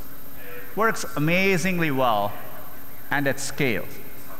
If you click on one of these photos, what we call the photo viewer experience, where you're looking at one photo at a time, so that you understand the scale, every single day there are over 5 billion photos viewed by our users each and every day. So we want to use AI to help in those moments. So we are bringing a new feature called Suggested Actions, essentially suggesting smart actions right in context for you to act on. Say, for example, you went to a wedding and you're looking through those pictures. We understand your friend Lisa is in the picture, and we offer to share the 3 photos with Lisa, and with one click, those photos can be sent to her. That's pretty cool. So the anxiety where everyone is trying to get the picture on their phone. So talking about Google Lens earlier, maybe it can recognize. Say, for example, if the photo in the same wedding, if the photos are underexposed, our AI systems offer a suggestion to fix the brightness right there, one tap, and we can fix the brightness for you. They've actually been doing that. No, they've actually been doing that for quite a while, I was going to say. Because if you go into the... we can recognize... This goes straight to PDF. That's cool. That's cool. The brightness thing they've been doing for a while now, you just need to hit like auto adjust and it will do that automatically. But the document thing is cool. And it automatically does its PDF or... By the way, AI can also deliver unexpected moments. So for example, if you have this cute picture of your kid, we can make it better. We can drop the background color, pop the color and make it that's pretty neat. That's pretty neat. Or if you happen to have a very special memory, something in black and white. But how do you know what the colors are like on her clothing? We can recreate that moment in color. Recoloring is actually a big thing that people do to old black and white photos or damaged sepia photos. All these features are going to be rolling out to Google Photos users in the next couple of months. They call it colorization. We are able to do There's a whole subreddit dedicated to restoring old photos as well. We've been investing in the scale of our computational architecture. Restoration without the R. This is why last year we talked about our tensor processing units. These are special purpose machine learning chips. These are driving all the product improvements you're seeing today. And we've made it available to our cloud customers. Since the last year, we've been hard at work, and today I'm excited to announce our next generation TPU 3.0. These chips are so powerful that for the first time, we've had to introduce liquid cooling in our data centers. And we put these chips in the form of giant pods. Each of these pods is now 8x more powerful than last year. It's well over 100 petaflops. And this is what allows us to develop better models, larger models, more accurate models, and helps us tackle even bigger problems. And one of the biggest problems we are tackling with AI is the Google Assistant. Our vision for the perfect assistant is that it's naturally conversational, it's there when you need it, so that you can get things done in the real world. And we are working to make it even better. We want the assistant to be something that's natural and comfortable to talk to. And to do that, we need to start with the foundation of the Google Assistant, the voice. Today, that's how most users interact with the assistant. Our current voice is codenamed Holly. She was a real person. She spent months in our studio, and then we stitched those recordings together to create voice. But 18 months ago, we announced a breakthrough from our DeepMind team called WaveNet. Unlike the current systems, WaveNet actually models the underlying raw audio to create a more natural voice. It's closer to how humans speak. The pitch, the pace, even all the pauses that convey meaning. We want to get all of that right. So we've worked hard with WaveNet, and we are adding, as of today, 6 new voices to the Google Assistant. Let's have them say hello. Good morning, everyone. I'm your Google Assistant. Welcome to Shoreline Amphitheater. Okay, that one was cool. We hope you enjoy Google I/O. Back to you, Sundar.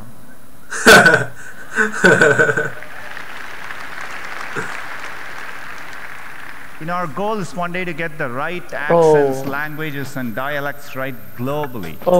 WaveNet can make this much easier. With this technology, we started wondering who we could get into the studio with an amazing voice. Take a look. Couscous, a type of North African semolina in granules made from crushed durum wheat. I want a puppy with sweet eyes and a fluffy tail who likes my haikus. They should get Morgan Freeman on there. They did it with Waze. Say that again, sorry? They should get Morgan Freeman on there. They had Morgan Freeman. Oh, that would be great. They did it. They did it in the Waze app. You know, the navigation app. Brag. It's brilliant. The best assistant you ever had. Can you tell me where you live? You can find me on all kinds of devices. Phones, Google Homes, and if I'm lucky, in your heart. Of all people, John Legend. That's right. John Legend's voice is coming to the assistant. Clearly, he didn't spend all the time in the studio answering every possible question that you could ask. But WaveNet allowed us to shorten the studio time, and the model can actually capture the richness of his voice. His voice will be coming later this year in certain contexts so that you can get responses like this. Good morning, Sundar. Right now in Mountain View, it's 65 with blue sky. That's pretty cool. Predicted to be I would like it for it to be a bit more. If it was like a medium, an event called Google I/O keynote. Then at 1 a bit more character to it, because it does sound really. I'm looking forward to 1 p.m. in a way. Well, I mean, there's only so much you can do with that, with the current technology. That's really why. Excited we can drive but it's still pretty impressive. Like that's clearly the likeness of John Legend's voice. And to talk to you a little bit more about it, let me invite Scott onto the stage. Hey Google, call Maddie. Okay, dialing now. Hey Google, book a table for 4. Sounds good. Hey Google, call my brother. Hey Google, call my brother. Text Carol. Can you text Carol for me too? Hey Google, who just texted me? Yo, Google. Kevin, that was great. But we haven't made Yo Google work yet, so you have to say hey. Hey Google. Hey Google. Play some Sia. Hey Google, play the next episode. Play The Crown on Netflix. All Channing Tatum movies. Okay. Yo, Google. That was great. Can we just get one where you say, hey Google? Hey Google, find my phone. Finding now. Whoa. Hey Google. Hey Google! Yo, Google, lock the front door. Okay, let's just go Yo Google then. Third time! I'm actually visiting this joke a third time. Yeah, hey Google is way better than OK Google. OK Google's always been a bit of a weird one to say. Yeah, it's the K followed by the goo. It's like it's just difficult to say in succession. 2 years ago, we announced the Google Assistant right here at I/O. Today, the Assistant is available on over 500 million devices, including phones, speakers, headphones, TVs, watches, and more. It's available in cars from more than 40 auto brands, and it works with over 5,000 connected home devices, from dishwashers to doorbells. And people around the world are using it every single day. For example, we launched the Assistant in India last year, and the response has been incredible. Daily usage there has tripled since the beginning of the year. Now, by the end of this year, the Assistant will support 30 languages and be available in 80 countries. So we've made great progress, but we're just getting started. Today, we're going to share with you some important ways that the Assistant is becoming more naturally conversational and visually assistive in order to help you do more and get time back. Now, as you heard from Sundar, new voices that you can choose from to make the Google Assistant your own are an important aspect of making the conversation with your assistant more natural. But to be a great conversation partner, the assistant needs to deeply understand the social dynamics of conversation. Yeah. For example, let's be honest, it gets a little annoying this is so funny. to say, hey Google, every time I want to get my assistant's attention. This grandma, who you might have seen on YouTube, was definitely feeling that way. Cuckoo! Hey, Cuckoo! Cuckoo! Hello, Cuckoo! Hey, Google! Okay, Google! You want to know what is the weather? Tomorrow. Tomorrow. In Flagler Beach tomorrow, there will be showers with a high of 65 and a low of 56.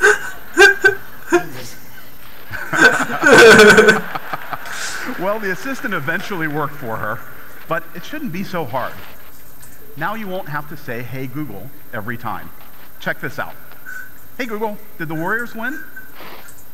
Yes, the Warriors won 118-92 last Sunday against the Pelicans. Nice. When's their next game? The Warriors' next game is today at 7:30 p.m., nice. where they will be playing the Contextual Pelicans. listening. Great. It's going to be fun to watch tonight. Hey, remind me to find my Kevin Durant jersey when I get home. How long does it hold for? Sure, I'll remind you when you get home. Now notice that I was able to have a natural back and forth conversation with my assistant without having to repeat hey Google for every follow-up request. Even more helpful, my assistant could understand when I was talking to it First is when I was talking to all of you. We call this continued conversation, and it's been a top feature request. You'll be able to turn it on in the coming weeks. Yeah. All right. So let's say it's almost game time. Hey Google, turn on the Warriors game and start the popcorn maker. Sure, here's the Golden State Warriors game on YouTube TV and turning the popcorn maker on. Oh, and can you dim the lights in the family room and in the kitchen? Conjunctive commands. Dimming the lights in the family room and in the kitchen. Now you'll notice that in both of these examples, I asked for multiple things at once. Something that feels really natural for us, but it's very difficult for computers to understand. It's something we call multiple actions, and we're rolling out this capability in the Assistant now. Now you might think, come on, it's easy. Just look for the and. But it's not always so straightforward. Yep, in this the second example, one was pretty good.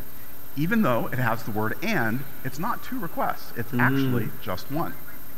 But here, even though it looks very similar, the Assistant has to break it apart to form the 2 requests.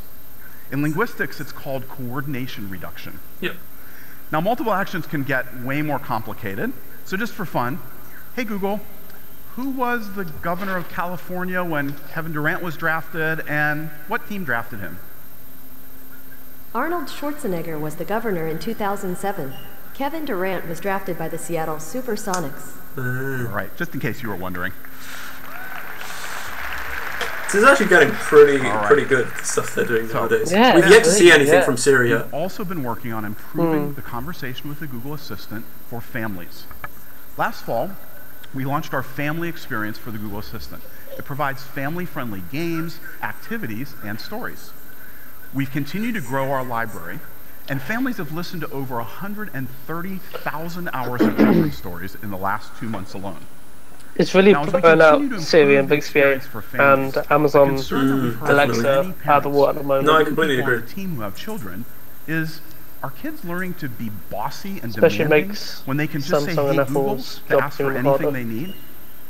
It's not a simple area, but one step that we've been working on is something we call Pretty Please. Some of the parents on the team have been testing it out with their families. Take a look. Hey Google, talk to Voicetron. Daddy, you forgot to say please. Okay, Google, please tell me a story. Thanks for saying please. Play please dance, please. What a nice way to ask me. Now, despite the kids thing, both my mum and one of my mum's friends actually use OK Google and have a habit of like saying please afterwards. It's really weird. Yeah. I really don't get it. I gotta say. So the Assistant understands and responds to positive conversation with polite reinforcement. Now we've been consulting with families and child development experts, and we plan to offer Pretty Please as an option for families later this year. So, with new voices for your Assistant, continued conversation, multiple actions, and Pretty Please, they've really pushed the boundary of making everything natural when you're speaking to a machine now. Yeah, for sure. This is actually a really big leap. Lillian, who's going to share some exciting things that we're doing, bringing voice and visual assistants together.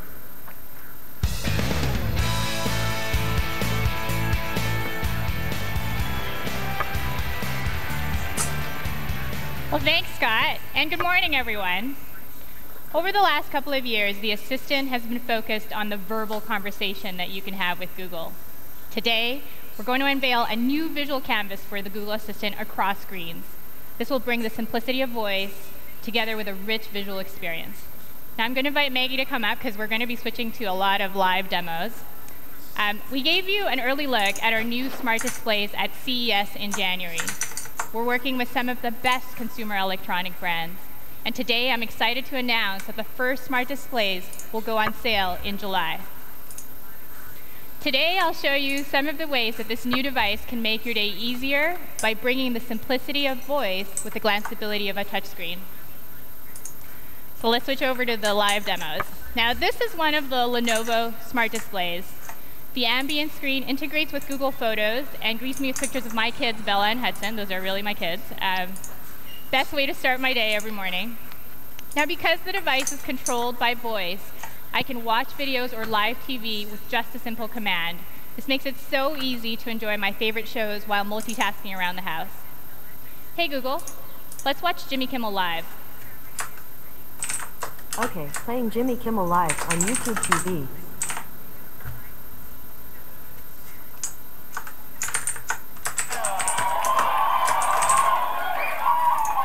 I had a funny thing happen.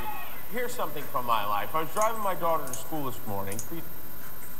So that's right, on YouTube TV you will be able to watch all of these amazing shows from local news, live sports, and much more, and they will be available on smart displays.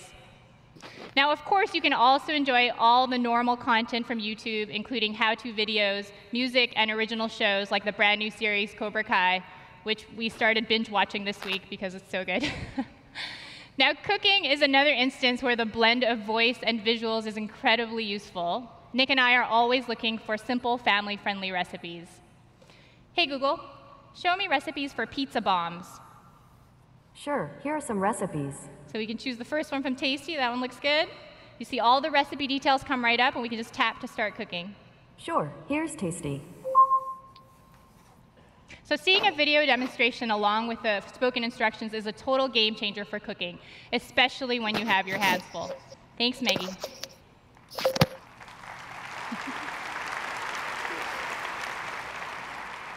So we showed you a couple of ways that smart displays can make life at home easier, but there are so many more. From staying in touch with family with broadcast and duo video calling, to keeping an eye on your home with all of our other smart home partners, to seeing in advance what the morning commute's like with Google Maps. We're thoughtfully integrating the best of Google and working with developers and partners all around the world to bring voice and visuals together in a completely new way for the home. Now, inspired by the smart display experiences, we've also been working to reimagine the assistant experience on the screen that's with us all the time, our mobile phones. So I'm going to give you a sneak peek into how the assistant on the phone is becoming more immersive, interactive, and proactive. So we're going to switch to another live demo. Hey Google, tell me about Camila Cabello. According to Wikipedia, Carla Camila Cabello Estrabao is an American singer and songwriter. So as you can see, we're taking full advantage of the screen to give you a rich and immersive response. Here's another. Turn down the heat. Sure, cooling the living room down. And for smart home requests, what you can see here is we're bringing the controls right into your fingertips. And here's one of my favorites. Hey Google, order my usual from Starbucks. Hello, welcome back to Starbucks. That's one tall, non-fat latte with caramel drizzle. Okay. Anything else? So no thanks. Nice. Interesting. And are you putting that up in the usual place? So I'm going to tap yes. Okay, your order's in. See you soon. Yeah. So we're excited to share that we've been working with Starbucks, Dunkin' Donuts, DoorDash, Domino's, and many other partners on a new food pickup and delivery experience for the Google Assistant. We have already started rolling some of these out, with many more partners coming soon. Now, rich and interactive responses to my requests are really helpful, but my ideal assistant should also be able to help in a proactive way. So when I'm in the assistant now, does this hook into Uber Eats? That would be nice. And swipe up, I now get a visual snapshot of my day. I see helpful suggestions based on the time, my location, I like the agenda. even my I like the agenda interaction thing. with the assistant. You get to see. I also have my Plans, reminders, We've just had the and even delivery notes and lists round organized here and accessible in right Park, here. so that's pretty cool. I love the convenience of Delivery having all is these pretty details sweet. helpfully curated and so easy to get to. Now this new visual experience for the phone is thoughtfully designed with AI at the core. Even it will Jack launch on works for Android this delivery. summer and iOS later They're this really year. focusing on how AI is kind of at the forefront of everything now. Now sometimes the assistant can actually be more helpful by having a lower visual profile. So like when you're in the car, let's say you should stay focused on driving. Harry so let's say I'm heading home breathing from work. on his camera. I have Google Maps showing me the fastest clean it. route during rush They hour couldn't, traffic. thank God they couldn't see that on screen. There was a hair on screen. It's distracting. Okay, letting Nick know you're 20 minutes away and check out this hip-hop music station on YouTube. Okay. So it's so convenient to share my ETA with my husband with just a simple voice command.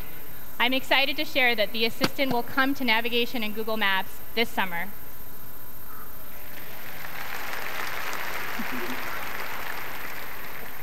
So across smart displays, phones, and in Maps, this gives you a sense of how we're making the Google Assistant more visually assistive, sensing when to respond with voice and when to show a more immersive and interactive experience. And with that, I'll turn it back to Sundar. Thank you. Okay. So that was pretty neat. Yeah. Google Maps actually downloaded, so it's always had the option to download a local copy of your area, but it did that automatically for me recently. And I was surprised by how little space it took up. Our vision for our assistant is to help you get 100, things 150 done. meg for the Birmingham area. It turns out a big part of getting things done is making a phone call. Map. We want to connect users to businesses in a good way. Businesses actually rely a lot on this, but even in the US, 60% of small businesses don't have an online booking system set up. We think AI can help with this problem. So let's go back to this example. Let's say you want to ask Google to make you a haircut appointment on Tuesday between 10 and noon. What happens is the Google Assistant makes the call seamlessly in the background for you. No, that's weird. So what you're going to hear is the Google Assistant actually calling a real salon to schedule the appointment for you. Wait, hold up! Okay, this is pretty crazy. No one's gonna know that he's actually. This is great! Oh, I love this! Oh my god, this is amazing. No one's gonna know this is actually. It put an in, it put a hesitation in the middle of. I can see people getting some people. This is just a demonstration, but I want to see this up close and personal. Please tell me I can get this for. Give you another example. Let's say you want to call it. How may I hear you? Hi, I'd like to reserve a table for Wednesday the 7th. For 7 people? It's for 4 people. 4 people? When? Next Wednesday at 6 p.m. Oh, actually we leave there for like after like 5 people. For 4 people you can come. How long is the wait usually to be seated? Wait, how did it understand that it doesn't need to make a reservation? How does... For next Wednesday, the 7th. Oh, no, it's not too busy. You can come. It's crazy. Okay? Oh, I gotcha. Thanks. Yep. Bye-bye.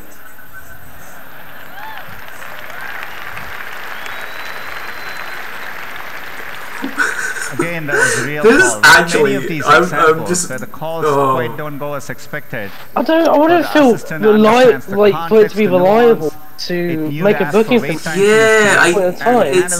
ability to put your trust in it. I guess. But we're still developing this technology. Yeah, whilst it's still in development stages and they're rolling it out. Get this right. Get I guess they're kind of, it'll make the call for you. And they need to get for people with like phone anxiety. I was talking about this with my housemate actually the other day. Probably pretty good for people like him. You really want it to work in cases safe. And like just to be able to, not for it to go off in the background and make the call, but actually for you to be able to listen in on what it's saying and maybe intervene if it does do something incorrectly. Where we can roll this out sooner. That would be nice. Where, for example, every single day we get a lot of queries into Google where people are wondering on the opening and closing hours of businesses. But it gets tricky during holidays.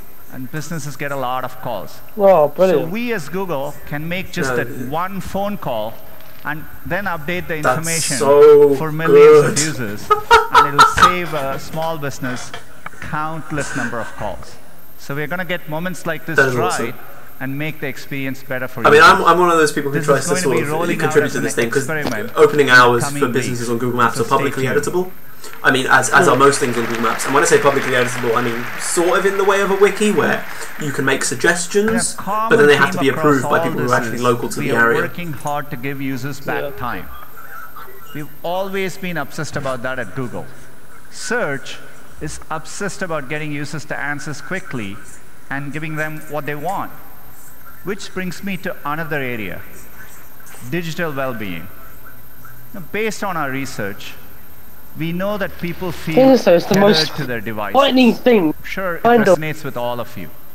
There is increasing social pressure to respond to anything you get right away. Is all stuff people where are AI is anxious actually to stay up to date with all the information out there. They have FOMO, fear of missing out. Someone tweeted, don't say please to the robot. Chance for us to do better. We've been talking to people, and some people introduced to us the concept That's how they know that they're your superiors. The actual joy of missing out. So we think we can really help users with digital well-being. This is going to be a deep, ongoing effort across all our products and platforms, and we'll need all your help. We think we can help users with their digital well-being in 4 ways. We want to help you understand your habits, I could do with what this. matters, switch off when you need to, which is kind of a sad thing to say, but it's true. Find balance with your family. So let me give a couple of examples. You're going to hear about this from Android a bit later in their upcoming release, but one of my favorite features is Dashboard. In Android, we're actually going to give you full visibility into how you're spending your time. The apps where you're spending your time, the number of times you unlocked your phone on a given day, the number of notifications you got, and we're going to really help you deal with this better. You know, apps can also help. YouTube is going to take the lead, and if you choose to do so, it'll actually remind you to take a break. So for example, if you've been watching YouTube for a while, maybe it'll show up and say, hey, it's time to take a break.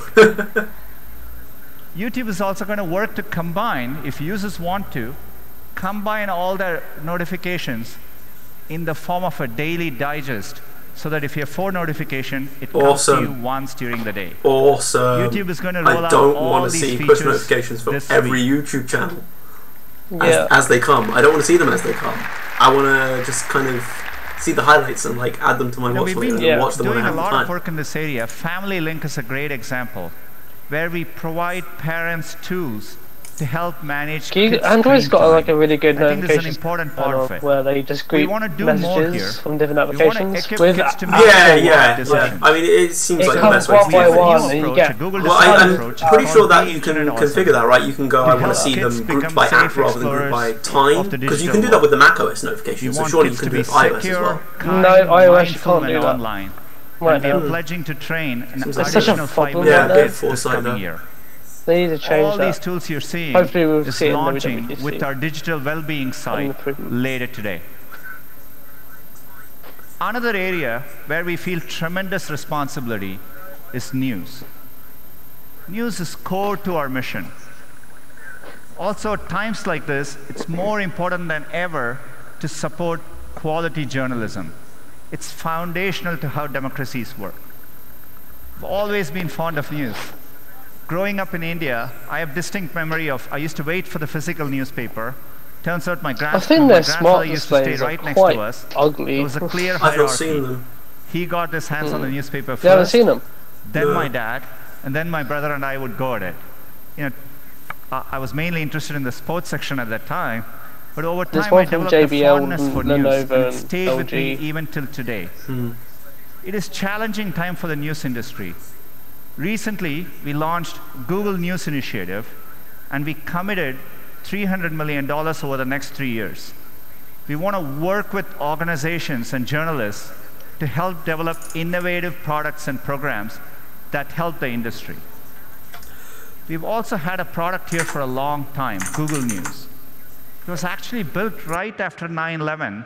It was a 20% project by one of our engineers who wanted to see news from a variety of sources to better understand what happened.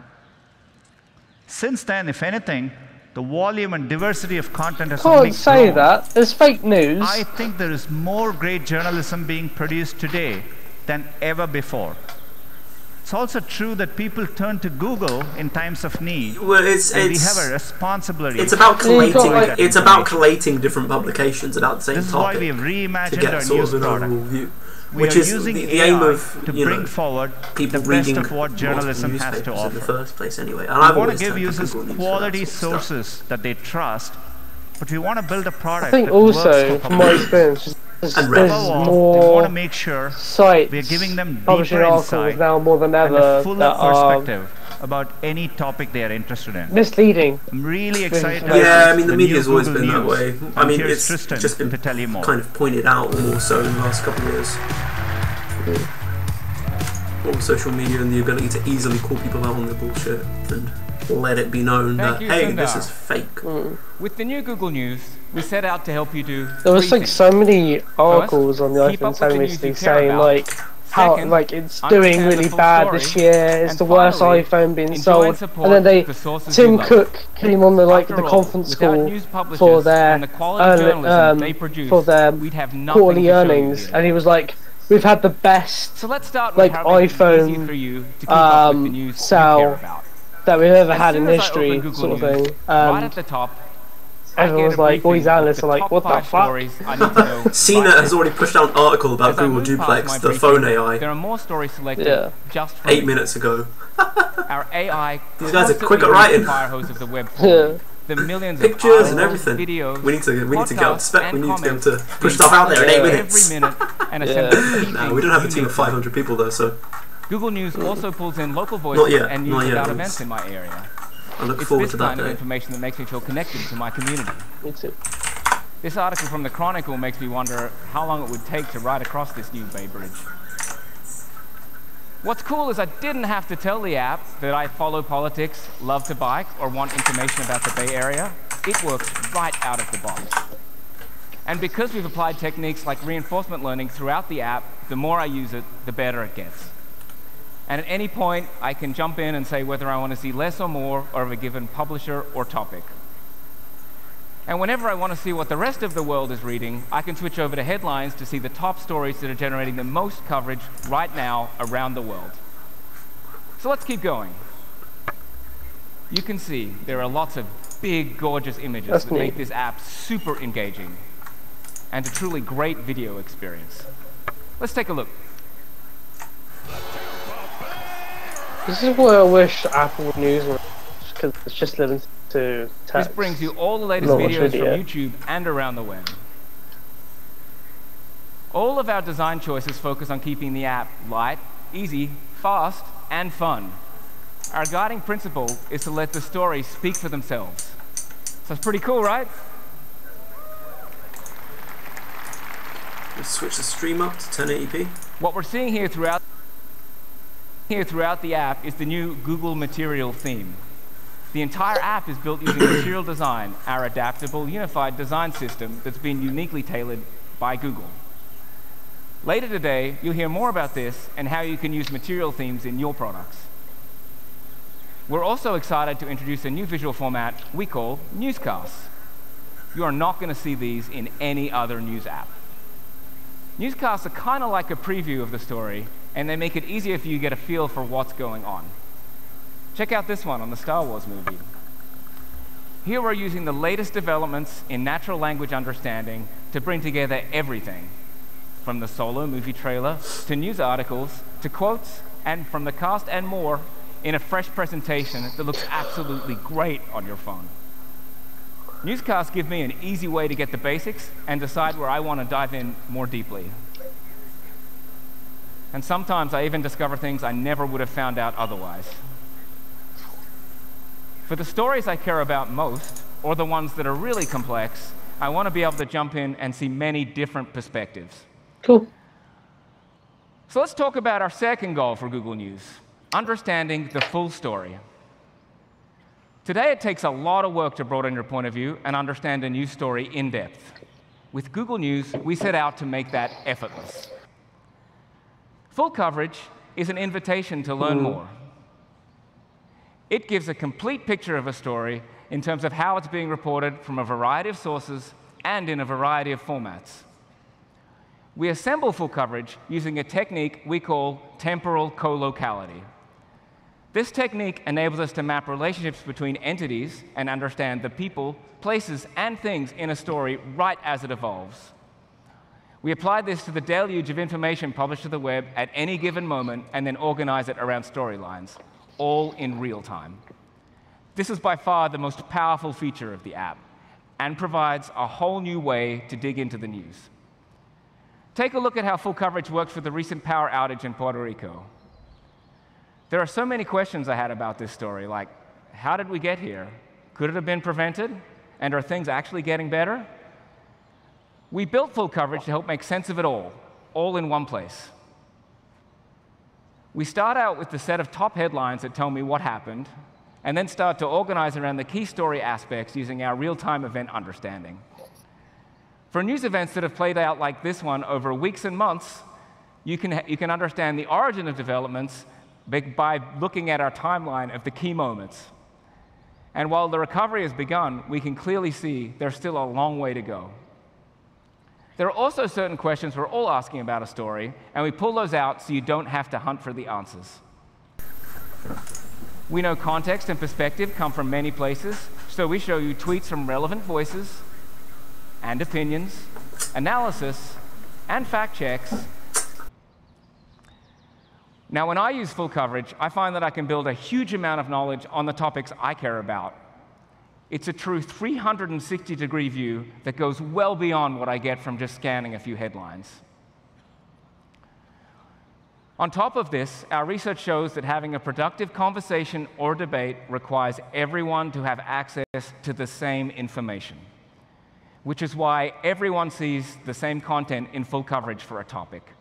It's an unfiltered view of events from a range of trusted news sources.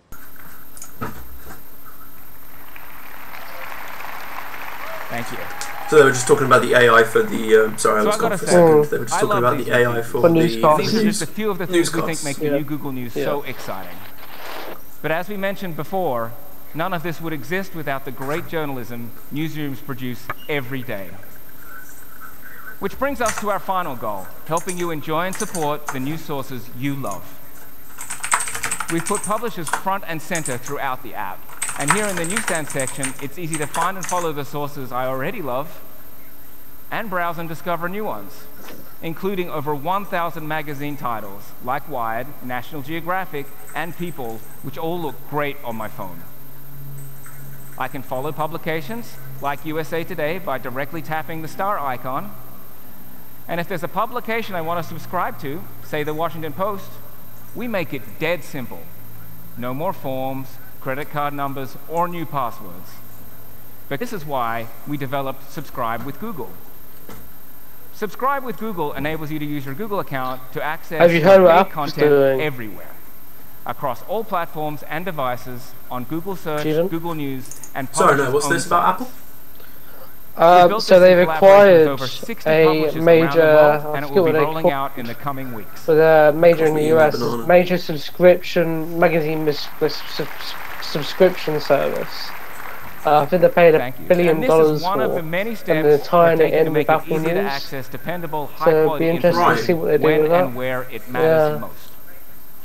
So Apple News might be a subscription-based service. It helps you keep up with the news you care about, magazines, and newscasts, understand the full story using full coverage, and enjoy and support the news sources you love by reading, following, and subscribing. Available on Android and iOS and web. And now for the best news of all. We're rolling out on Android, iOS, and the web in 127 countries starting today.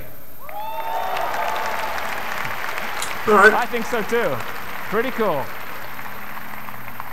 It will be available to everyone next week. At Google, we know that getting accurate and timely information into people's hands and building and supporting high-quality journalism is more important than it ever has been right now. And we are totally committed to doing our part. We can't wait to continue on this journey with you. And now I'm excited to introduce Dave to tell you more about what's going on in Android. Android started with a simple goal of bringing open standards to the mobile industry. That doesn't sound like Dave, today, that sounds like Sundar. It is the most popular mobile operating system in the world.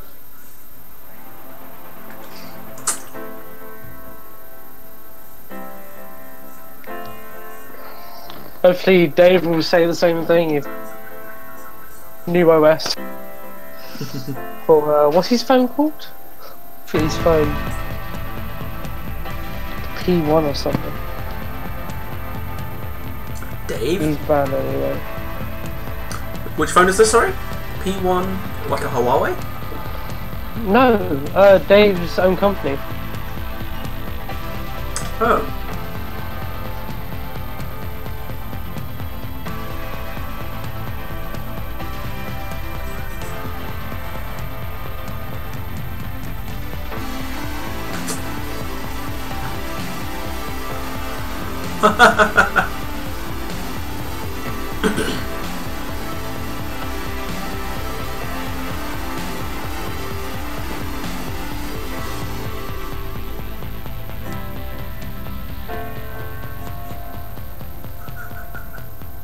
If you believe in openness, if you believe in choice, if you believe in innovation from everyone, then welcome to Android.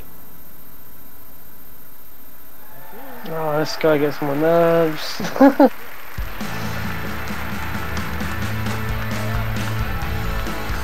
Dave Brook. Hi everyone, it's great to be here at Google I/O 2018. I think clearly all developer conferences should be held outside. It's pretty damn nice out here. Now, 10 years ago, when we launched the first Android phone, the T-Mobile G1, it was with a simple but bold idea: to build a mobile platform that was free and open to everyone. And today, that idea is thriving. Our partners have launched tens of thousands of smartphones used by billions of people all around the world. And through this journey, we've seen Android become more than just a smartphone operating system, powering new categories of computing, including wearables, TV, auto, AR/VR, IoT. And the growth of Android over the last 10 years has helped fuel the shift in computing from desktop to mobile. And as Sundar mentioned, the world is now on the precipice of another shift. AI is going to profoundly change industries like healthcare and transport, and is already starting to change ours. And this brings me to the new version of Android we're working on, Android P. Android P is an important first step towards this vision of AI at the core of the operating system. In fact, AI underpins the first of 3 themes in this release, which are the themes aren't sisters, like we mentioned earlier. and digital well-being. So starting with intelligence, we believe smartphones should be smarter. They should learn from you, and they should adapt to you. Technologies such as on-device machine learning can learn your usage patterns and automatically anticipate your next action, saving you time.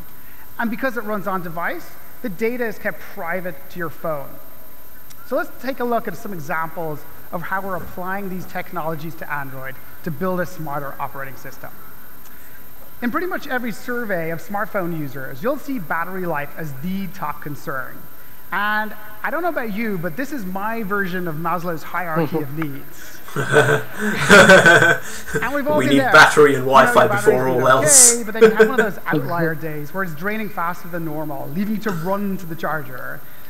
With Android P, we partnered with DeepMind to work on a new feature we call adaptive battery.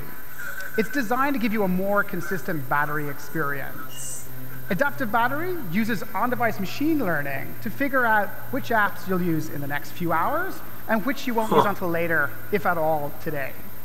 And then with this understanding, the operating system adapts to your usage patterns so that it spends battery only on the apps and services that you care about. And the results are really promising. We're seeing a 30% reduction in CPU wake-ups for apps in general.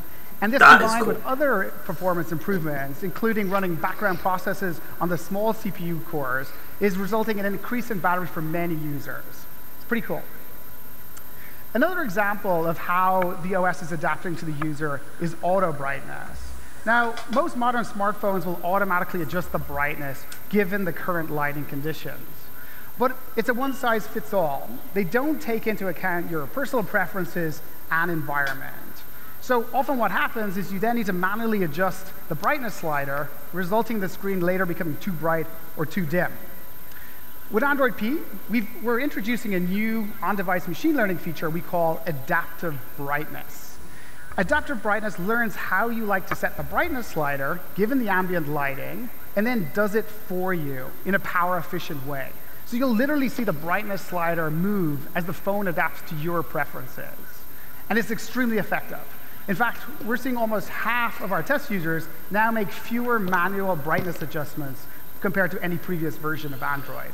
It's just like iOS's we're also making the UI more intelligent. True Tone displays, where they adapt the environment that you're in. A feature that places the next apps the OS anticipates you need on the path you'd normally follow to launch that app. Kind of like verify. You mean kind of like a darker area, then it would. Let's say you're like a tinted area where you got like a lot of blue. Yeah, I'm thinking like what are they called? The sunglasses that change their. So let's take a look at how it works. I forget what they call them. At the top of the launcher, you can see two actions. Not varifocals, one the other to call my sister Fiona, bifocals. and another to start a workout on Strava for my evening run. So what's happening here is that the actions are being transition lenses, based on my usage patterns. The phone is adapting to me and trying to help me get to my next task more quickly. As another example, if I connect my headphones, Android will surface an action to resume the album I was listening to. To support app actions, developers just need to add an actions.xml file to their app. And then actions surface not just in the launcher, but in Smart Text Selection, the Play Store, Google Search, and the Assistant. Take Google Search. We're experimenting with different ways to surface actions for apps you've installed and use a lot. For example, I'm a big Fandango user. So when I search for the new Avengers movie, Infinity War, I get, in addition to regular suggestions, I get an action to the Fandango app to buy tickets. Pretty cool. Actions are a simple but powerful idea for providing deep links into the app given your context. But even more powerful is bringing part of the app UI to the user right there and then. We call this feature slices. Slices are a new API for developers to define interactive snippets of their app UI that can be surfaced in different places in the OS. In Android P, we're laying the groundwork by showing slices first in search. So let's take a look. Let's say I'm out and about and I need to get a ride to work. If I type Lyft into the Google Search app, I now see a slice from the Lyft app installed on my phone. Lyft is using the Slice API's rich array of UI templates. Okay, so this is kind of like instant apps, but a bit more in the context sort of search. User-oriented. And then Lyft is able to give me the price for my trip to work, and the slice is interactive, so I can order the ride directly from it. Pretty nice. The Slice templates are versatile, so developers can offer everything from playing a video to, say, checking into a hotel. As another example, if I search for Hawaii, I'll see a slice from Google Photos with my vacation pictures. And we're working with some amazing partners on app actions and slices. And we'll be opening an early access program to developers more broadly next month. So we're excited to see how actions, and in particular slices, will enable a dynamic two-way experience where the app's UI can intelligently show up in context. So that's some of the ways that we're making Android more intelligent, by teaching the operating system to adapt to the user. Machine learning is a powerful tool, but it can also be intimidating and costly for developers to learn and apply.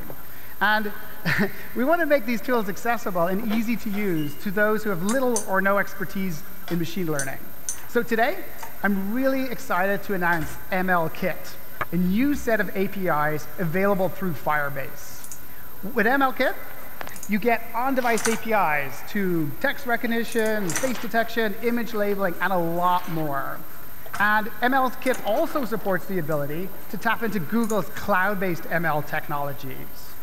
Architecturally, you can think of MLKit as providing ready-to-use models built on TensorFlow Lite and optimized for mobile. And best of all, MLKit is cross-platform, so it runs on both Android and iOS.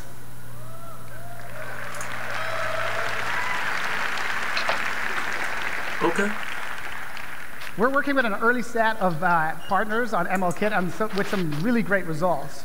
For example, the popular calorie counting app, Lose It, is using our text recognition model to scan nutritional information, and MLKit's custom model APIs to automatically classify 200 different foods through the camera. You'll hear more about MLKit at the developer keynote later today. So we're excited about making your smartphone more intelligent, but it's also important to us that the technology fades to the back. One of our key goals over the last few years has been to evolve Android's UI to be simpler and more approachable, both for the current set of users and the next billion Android users. With Android P, we put a special emphasis on simplicity by addressing many pain points where we thought, and you told us, the experience was more complicated than it ought to be. And you'll find these improvements on any device that adopts Google's version of the Android UI, such as Google Pixel and Android One devices. So let me walk you through a few live demos on my phone. What could possibly go wrong in front of 7,000 people in an amphitheater? OK. Now, as part of Android P, we're introducing a new system navigation that we've been working on for more than a year now. And the new design makes Android's multitasking more approachable and easier to understand. And the first striking thing you'll notice is the single clean home button. And the design recognizes a trend towards smaller screen bezels and places an emphasis on gestures over multiple buttons at the edge of the screen. Okay, this is interesting. So when I swipe up, I'm immediately brought to the overview where I can resume apps I've recently used. I also get 5 predicted apps at the bottom of the screen to save me time. To the UI. Now, if I continue to swipe up, or I swipe up a second time, I get to all apps. Right. So architecturally, what we've done is combine the all apps and overview spaces into one. And the swipe up gesture works from anywhere, no matter what app I'm in, so that I can quickly get back to all apps and overview without losing the context I'm in. And the back button is only present when you can press back. When pressing back does something. You can also use the quick scrub gesture by sliding the home button sideways to scroll through your recent set of apps. Oh, that's cool. I really like that. Now, one of the nice things about the larger horizontal overview is that the app content is now glanceable, so you can easily refer back to information in a previous app. Even more is we've extended smart text selection to work in overview. So, for example, I've got to say though, I am much more of a fan of the old style than this iOS style multitasking where you see the full app, because you need to kind of quickly scroll through. I guess that's what the scrubbing thing's for, though, to quickly switch between. So you've kind of got both at your fingertips. And flight codes and more. That's really cool that you can like highlight a word, and that word it's a much faster, more basically to multitask go through all your applications. So let's say, like a little mini note. As they, but sometimes well, as they just demoed here, they just went on a web page and said the killers, and so they highlighted that note and took them to Spotify. You try to turn down the volume before a video starts. Cool. Oh, I see. But instead, you turn down the ringer volume, so and then the video taking blasts control everyone over around apps. you. So this was one of those slices. You can see the new simplified volume controls here. They're vertical and located beside the hardware buttons, so they're intuitive. But the key difference is that the slider now adjusts the media volume by default, because that's the thing you want to change most often. And for the ringer volume, all you really care about is on, silent, and off, like so. OK. We've also greatly simplified rotation. And if you're like me and hate your device rotating at the wrong time, you'll love this feature. So right now, I'm in the locked rotation mode. And let me launch an app. And you'll notice that when I rotate the device, a new rotation button appears on the nav bar. And then I can just tap on it and rotate under my own control. Why can't they just... He's got the rotation locked, so it shows up when it's locked. If it was unlocked, then it would just automatically happen. Right, so that's a quick tour of some of the ways that we've simplified the user experience in Android P. And there's lots more. I actually quite like that. There are occasions when I want to just like a web page is bad design, I want to view it in landscape because otherwise the text is too small. But I pretty much always have rotation locked anyway. Over demands on your attention. And this highlights a concept that Sundar alluded to earlier, I can find myself using making it easier to move between your digital life and your real life.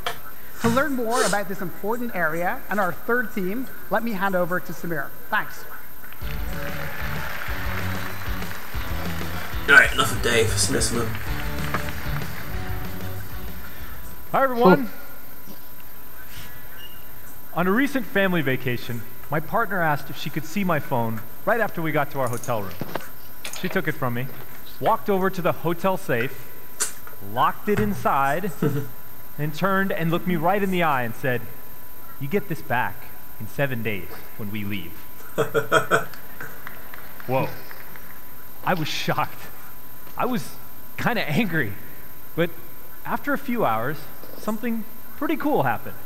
Without all the distractions from my phone, I was actually able to disconnect, be fully present, and I ended up having a wonderful family vacation. But it's not just me. Our team has heard so many stories from people who are trying to find the right balance with technology. As you heard from Sundar, helping people with their digital well-being is more important to us than ever. People tell us a lot of the time they spend on their phone is really useful, but some of it they wish they'd spent on other things. In fact, we found over 70% of people want more help striking this balance. So we've been working hard to add key I'm reading a book at the moment called right Digital into Android Detox. to help people find the balance with I'm technology trying that to they're looking for. have a balance in my life with tech. One of the first things we focused it is was helping you quite understand your habits. Astonishing how integral Android this P has will become show in you the a last 10 dashboard years. of how you're spending time on your device. As you saw earlier, you can see how much time you spent in apps, how many times you've unlocked your device today, and how many notifications you've received. And There's an app already out there called Moment that I use that tells here's my how Gmail data much from Saturday. I've used in a certain app, When I saw this, it and did make how me long wonder I've whether I actually should have used been my on phone for, and how email all many weekend, pickups but I've had that's during the the day. point of the dashboard. Now, when you're engaging is one part of understanding, but what you're engaging with in apps is equally important. It's like watching TV. Catching up on your favorite shows at the end of a long day can feel pretty good, but watching an infomercial might leave you wondering why you didn't do something else instead. Many developers call this concept meaningful engagement, and we've been working closely with many of our developer partners who share the goal of helping people use technology in healthy ways. So in Android P, developers can link to more detailed breakdowns of how you're spending time in their app from this new dashboard. For example, YouTube will be adding a deep link where you can see total watch time across mobile and desktop and access many of the helpful tools that Sundar shared earlier. Now, understanding is a good start, but Android P also gives you controls to help you manage how and when you spend time on your phone. Maybe you have an app that you love, but you're spending more time in it than you realized. Android P lets you set time limits on apps and will nudge you when you're close to your limit that it's time to do something else. And for the rest of the day, that app icon is grayed out to remind you of your goal. People have also told us they struggle to be fully present for the dinner that they're at or the meeting that they're attending because the notifications they get on their device can be distracting and too tempting to resist. And come on, we've all been there. So we're making improvements to Do Not Disturb mode, to silence not just the phone calls and texts, but also the visual interruptions that pop up on your screen. To make Do Not Disturb even easier to use, we've created a new gesture that we've affectionately codenamed Shush. If you turn your phone over on the table, it automatically enters Do Not Disturb, so you can focus on being present. Yeah. No pings, That's vibrations. that's been a feature on some phones for quite a while. Especially with phone calls as well. You can, if someone's calling you, turn your phone over. In an and emergency, the call. we all want to make sure we're still reachable by the key people in our lives, like your partner or your child's school. Android P will help you set up a list of contacts that can always get through to you with a phone call, even if Do Not Disturb is turned on. That's always been a feature as well. Finally, we heard from people that they often check their phone right before going to bed. And before you know it, an hour or two has slipped by. And honestly, this happens to me at least once a week. Yeah, I always is critical, and put my technology phone should away help you with half this, hour before I go to not bed prevent it because from I normally happening. read a book. So we created before I go to wind bed. down mode. You can tell the Google Assistant what time you aim to go to bed, and when that time arrives, it will switch on Do Not Disturb and fade the screen to grayscale, which is far less stimulating for the brain and can help you set the phone down.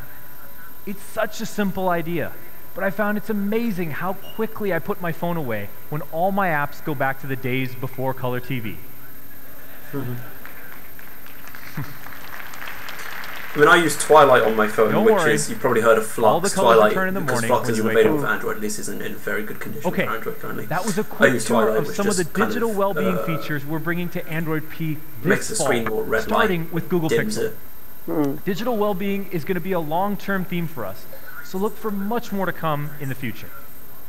Beyond the three themes of intelligence, simplicity, and digital well-being that Dave and I talked about, there are literally hundreds of other improvements coming in Android P. I'm especially excited about the security advancements we've added to the platform, and you can learn more about them at the Android security session on Thursday. But your big question is, that's all great. How do I try some of this stuff? Yeah, boy. Today, we're announcing Android P Beta. Goody! The beta for O came out last year at I/O as well. You can actually enroll for this beta. Yeah, With yeah. efforts in Android You need to have an Oreo eligible to make device OS though, I'm upgrades assuming. easier, Android P beta So is available you probably on need to Google have an Pixel eligible device. and 7 more manufacturer flagship devices. Yeah, so Actually, I was just on the I was website. just going to say you probably need to have a specific device for it, and they've just said the Pixel and You can head flagships over from to the this following link companies. to find out how to receive the beta on your okay. device, and please do let us know what you think. Okay, that's a wrap on what's new in Android, and now I'd like to introduce Jen to talk about maps. Thank you. Okay, that's actually good because it's not software that you've already sort of got.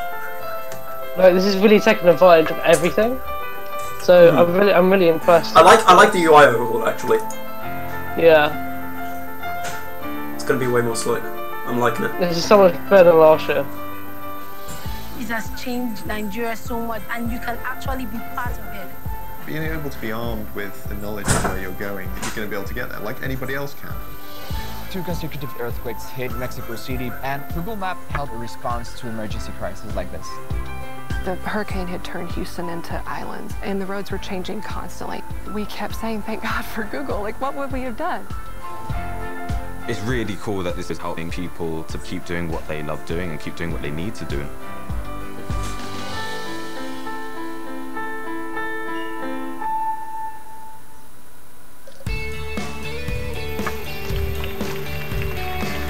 Jen Fitzpatrick. Building technology to help people in the real world every day has been core to who we are and what we focused on at Google from the very start. Recent advancements in AI and computer vision have allowed us to dramatically improve long-standing products like Google Maps, and have also made possible brand new products like Google Lens. Let's start with Google Maps. Maps was built to assist everyone, wherever they are in the world. We've mapped over 220 countries and territories and put hundreds of millions of businesses and places on the map. And in doing so, we've given more than 1 billion people the ability to travel the world with the confidence that they won't get lost along the way. But we're far from done. We've been making maps smarter and more detailed as advancements in AI have accelerated. We're now able to automatically add new addresses, businesses, and buildings that we extract from Street View and satellite imagery directly to the map.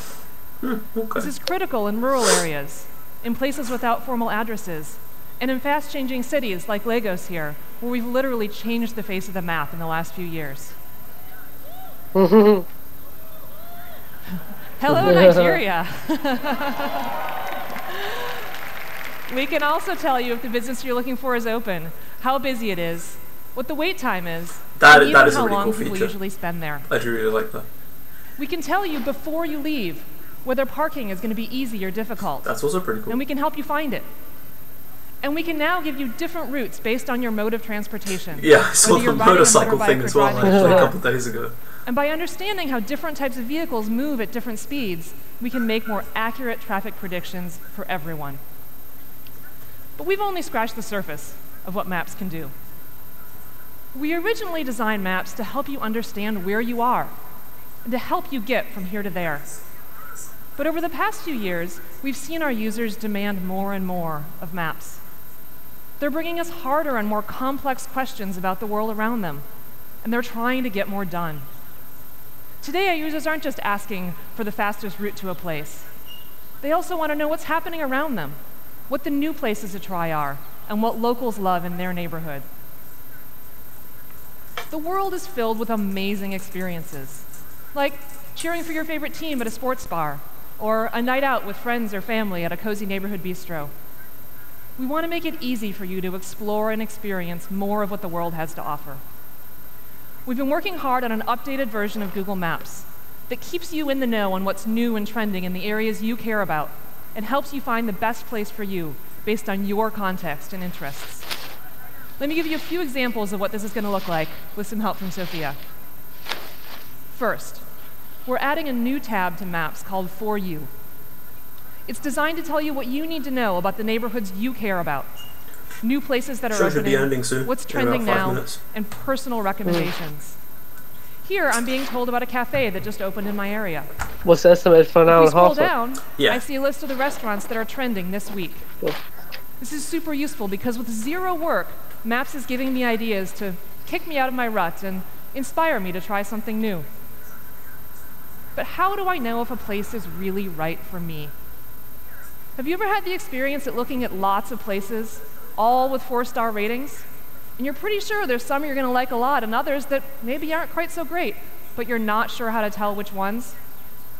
We've created a score called Your Match to help you find more places that you'll love. Your Match uses machine learning to combine what Google knows about hundreds of millions of places with the information that I've added. Restaurants I've rated, cuisines I've liked, and places that I've been to. Okay, that's pretty neat. If you click into the match number, you'll see reasons explaining why it's recommended just for you. It's your personal score for places, and our early testers are telling us that they love it. So now, you can confidently pick the places that are best for you. I've actually found myself, because I go or out on the go and need to make a quick decision finding right new now. places and trying Thanks new so much, things. Sophia. That I don't feel motivated when I go on Yelp or The For something You tab to go to a and the certain Your Match restaurant score because there's are not much great examples of how we information can that help I you stay in sort the of know want. and choose places with confidence. And so this is great. Now, another pain point we often hear from our users is that planning with others can be a real challenge. So we wanted to make it easier to pick a place together. Here's how. Long press on any place to add it to a short list. Now, I'm always up for ramen, but I know my friends have lots of opinions of their own, so I can add some more options to give them some choices. When you've collected enough places that you like, share the list with your friends to get their input too. You can easily share with just a couple of taps on any platform that you prefer. Then, my friends can add more places if they want to, or just vote with one simple click, so we can quickly choose a group favorite. So now, instead of copying and pasting a bunch of links and sending text back and forth, decisions can be quick, easy, and fun. This is just a glimpse of some of what's coming to Maps on both Android and iOS later this summer.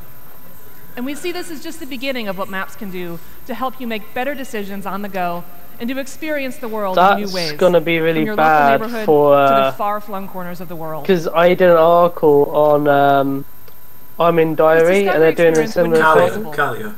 Without small businesses. Yeah, it's Calio now. Because when we help people discover new places, well, we'll see. We'll see what wins. Basically, if they can roll out better features, these are businesses so be it. like the bakery in your neighborhood with or Calio the it will barbershop be around the corner. These businesses are the well, fabric so of our they've got that advantage. That's true. Deeply I mean, the committed to Google helping Assistant them is available on succeed. iOS too. True, but it's not so. No, it's not too integrated. Nearby more than 9 billion times, including over 1 billion phone calls and 3 billion direction requests to their stores. In the last few months, we've been adding even more tools for local businesses to communicate and engage with their customers in meaningful ways.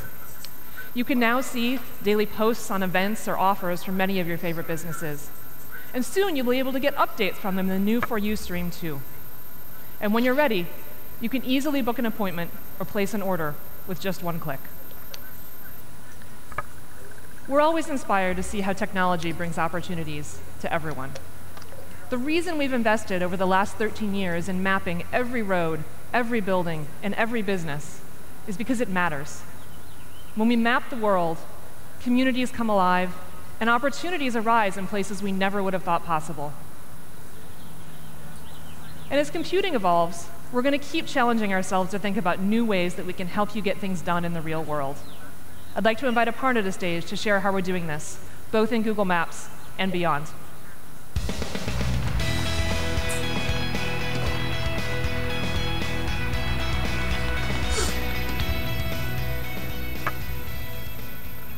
The cameras in our smartphones, they connect us to the world around us in a very immediate way.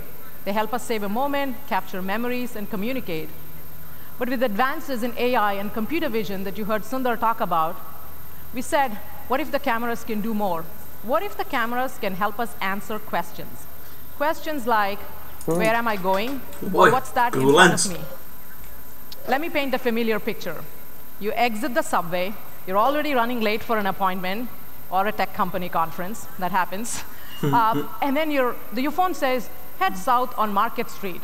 So what do? One problem, you have no idea which way is south.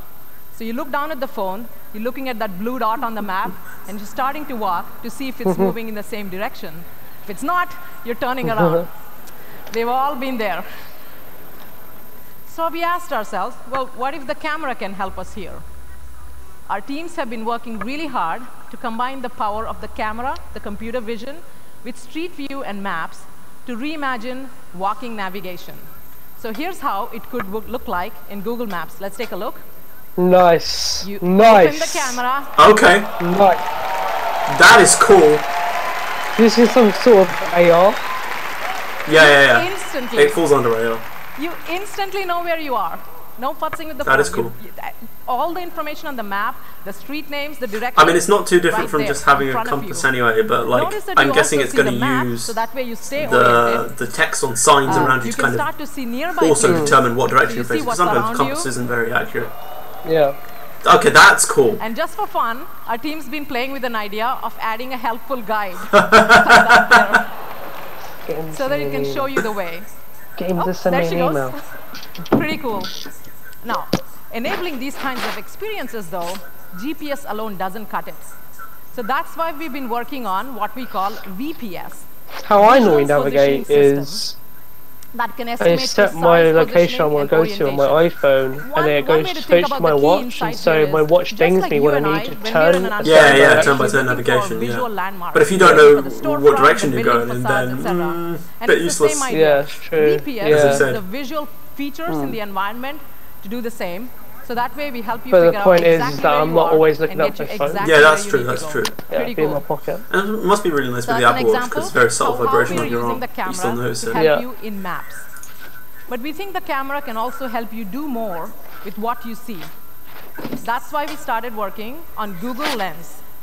Now, people are already using it for all sorts of answers, and especially when the questions are difficult to describe in words. Answers like, oh, that cute dog in the park, that's a Labradoodle. Or this building in Chicago is the Wrigley Building, and it's 425 feet tall. Or as my 9-year-old son says these days, that's more than 60 Kevin Durants. Now today, Lens is a capability in Google products like Photos and the Assistant. But we're very excited that starting next week, Lens will be integrated right inside the camera app on the Pixel, the new LG G7, and a lot more devices. This way, it makes it super easy for you to use Lens on things right in front of you already in the camera. Very excited to see this. Now, like voice, vision is a fundamental shift in computing for us. And it's a multi-year journey, but we're already making a lot of progress. So today, I thought I'd show you 3 new features in Google Lens that can give you more answers to more types of questions more quickly. Shall we take a look? All right. Okay, first, Lens can now recognize and understand words. Words are everywhere. If you think about it, traffic signs, posters, restaurant menus, business cards. But now, with smart text selection, you can now connect the words you see with the answers and actions you need. So you can do things like copy and paste from the real world directly into your phone. That's cool. Just like that. Or, let's say you're looking at, or you can turn a page of words into a page of answers. So for example, you're looking at a restaurant menu. You can quickly tap around, figure out every dish, what it looks like, what are all the ingredients, etc. By the way, as a vegetarian, good to know, ratatouille, just zucchini and tomatoes. Really cool. Now, in these examples, Lens is not just understanding the shape of characters and the letters visually. It's also actually trying to get at the meaning and the context behind these words. And that's where all the language understanding that you heard Scott talk about really comes in handy. Okay, the next feature I want to talk about is called style match. And the idea is this. Sometimes your question is not, oh, what's that exact thing? Instead, your question is, what are things like it? You're at your friend's place, you check out this trendy looking lamp, and you want to know things that match that style. And now Lens can help you. Cool. Or if you see an outfit that catches your eye, you can simply open the camera, tap on any item, and find out, of course, specific information like reviews, etc. of any specific item, but you can also see all the things and browse around that match that style. Now, there's two parts to it. Of course, Lens has to search through millions and millions of items, but we kind of know how to do that, search. But the other part actually complicates things, which is there can be different textures, shapes, sizes, angles, lighting conditions, etc. So it's a tough technical problem, but we're making a lot of progress here and really excited about it. So the last thing I want to tell you about today is how we're making Lens work in real time. So as you saw in the style match example, you start to see, you open the camera, and you start to see Lens surface proactively all the information instantly. And it even anchors that information to the things that you see. Now this kind of thing, where it's sifting through billions of words, phrases, places, things just in real time to give you what you need, not possible without machine learning. So we are using both on-device intelligence, but also tapping into the power of cloud TPUs, which we announced last year at I/O, to get this done. Really excited. And over time, what we want to do is actually overlay the live results directly on top of things like storefronts, street signs, or a concert poster. So you can simply point your phone at a concert poster of Charlie Puth, and the music video just starts to play, just like that. This is an example of how the camera is not just answering questions, but it is putting the answers right where the questions are. And it's very exciting. So smart text selection, style match, real-time results, all coming to Lens in the next few weeks. Please check them out. This is available as an app on the Play Store then. So those are some examples of how Google is applying AI in camera to get things done in the world around you. It does say it's an application. Applying AI, if you read the article, and so I don't know. Vision to solving problems. Maybe it's an app that would then integrate into. I'm having a look. It's the same with Android Wallet. Please join me. Well, they've renamed it now. It's Google Play now, isn't it? Yeah, it's Google. Yeah, Google Wallet. Thank you. Yeah, Google Play. Yeah. But it was just like that anyway. Hello, everyone. We're so delighted to. They should just integrate it like they did with. Because this is a Google app. You think, you know, it'll be tied in with the OS? I don't know. Well, Android isn't a Google thing. Like, as in they make it, but like you can get it without the Google suite of apps. Of self-driving technology took place. Nothing tying that to it. It was right here. It just makes hooks directly into the operating system. Engineers, roboticists, and researchers set out on a crazy mission to prove that cars could actually drive themselves. Now, back then, most people thought self-driving cars were nothing more than science fiction. But this dedicated team of dreamers believed that self-driving vehicles could make transportation safer, easier, and more accessible for everyone. And so, the Google Self-Driving Car Project was born. Now, fast forward to 2018, and the Google Self-Driving Car Project is now its own independent alphabet company called Waymo. And we've moved well beyond tinkering and research. Today, Waymo is the only company in the world with a fleet of fully self-driving cars with no one in the driver's seat on public roads. Now, members of the public in Phoenix, Arizona have already started to experience some of these fully self-driving rides too. Let's have a look. Okay, day one of self-driving. Are you ready? Go. Oh, this is weird. This is the future. Yeah, she was like, is there no one driving that car? I knew it. I was waiting for it.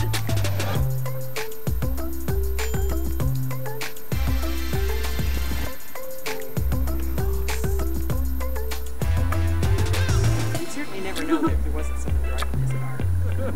Yo, car! Selfie. Car. Yeah, thank you, car. It's pretty cool. I'm impressed. All of these people are part of what we call the Waymo Early Rider Program, where members of the public use our self-driving cars in their daily lives. Over the last year, I've had a chance to talk to some of these early riders, and their stories are actually pretty inspiring. One of our early riders, Neha, witnessed a tragic accident when she was just a young teen, which scared her into never getting her driver's license. but now she takes a Waymo to work every day. And there's Jim and Barbara, who no longer have to worry about losing their ability to get around as they grow older. Then there's the Jackson family. Waymo helps them all navigate their jam-packed schedules, taking Kyla and Joseph to and from school, practices, and meetups with friends. So it's not about science fiction. When we talk about building self-driving technology, these are the people we're building it for. In 2018, self-driving cars are already transforming the way they live and move. So Phoenix will be the first stop for Waymo's driverless transportation service, which is launching later this year. Soon, everyone will be able to call Waymo using our app, and a fully self-driving car will pull up with no one in the driver's seat to whisk them away to their destination. Oh boy, when and that's does just Uber the beginning. get rid of their drivers? Waymo, we're Because not just inevitably building a better car. Yeah. We're building But like whether there'll be a better decent driver. competitor to companies And that like those, driver companies like can be Waymo. used in all kinds of applications. Ride-hailing, logistics, personal cars, connecting Yet to be people to seen. public transportation. And we see our technology as an enabler for all of these different industries. And we intend to partner with lots of different companies to make this self-driving future a reality for everyone. Now, we can enable this future because of the breakthroughs and investments we've made in AI. Now, back in those early days, Google was perhaps the only company in the world investing in both AI and self-driving technology at the same time. So when Google started making major advances in machine learning, with speech recognition, computer vision, image search, and more, Waymo is in a unique position to benefit. For example, back in 2013, we were looking for breakthrough technology to help us with pedestrian detection. Luckily for us, Google was already deploying a new technique called deep learning, a type of machine learning that allows you to create neural networks with multiple layers to solve more complex problems. So, our self-driving engineers teamed up with researchers from the Google Brain team. And within a matter of months, we reduced the error rate for detecting pedestrians by 100x. That's right, not 100%, but 100 times. And today... I don't like how we said X instead of times the first time, but that's still impressive. Today, AI plays an even greater role in our self-driving system, unlocking our ability to go truly self-driving. Now, to tell you more about how machine learning makes Waymo the safe and skilled driver that you see on the road today, I'd like to introduce you to Dimitri.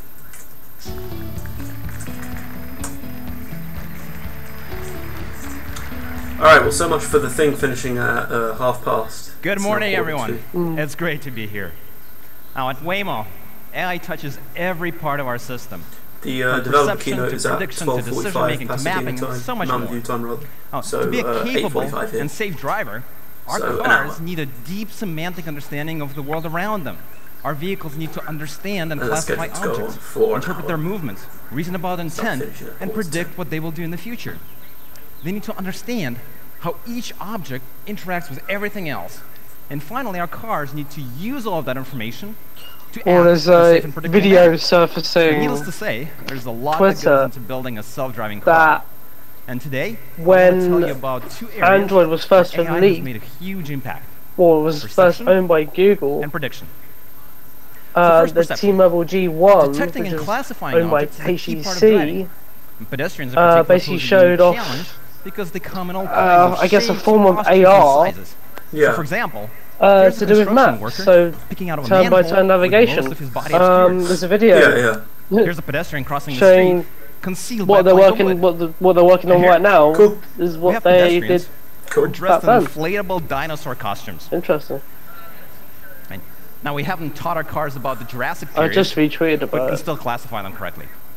We can detect and classify these pedestrians because we apply deep nets to a combination of sensor data.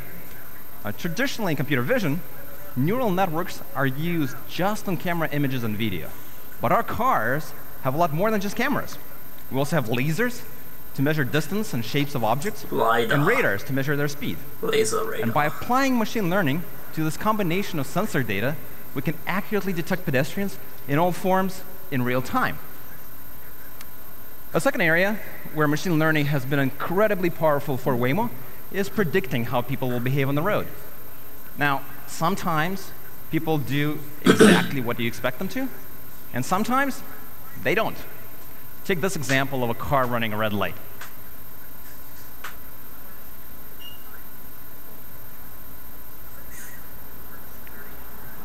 Unfortunately, we see this kind of thing more than we'd like. But let me break this down from the car's point of view.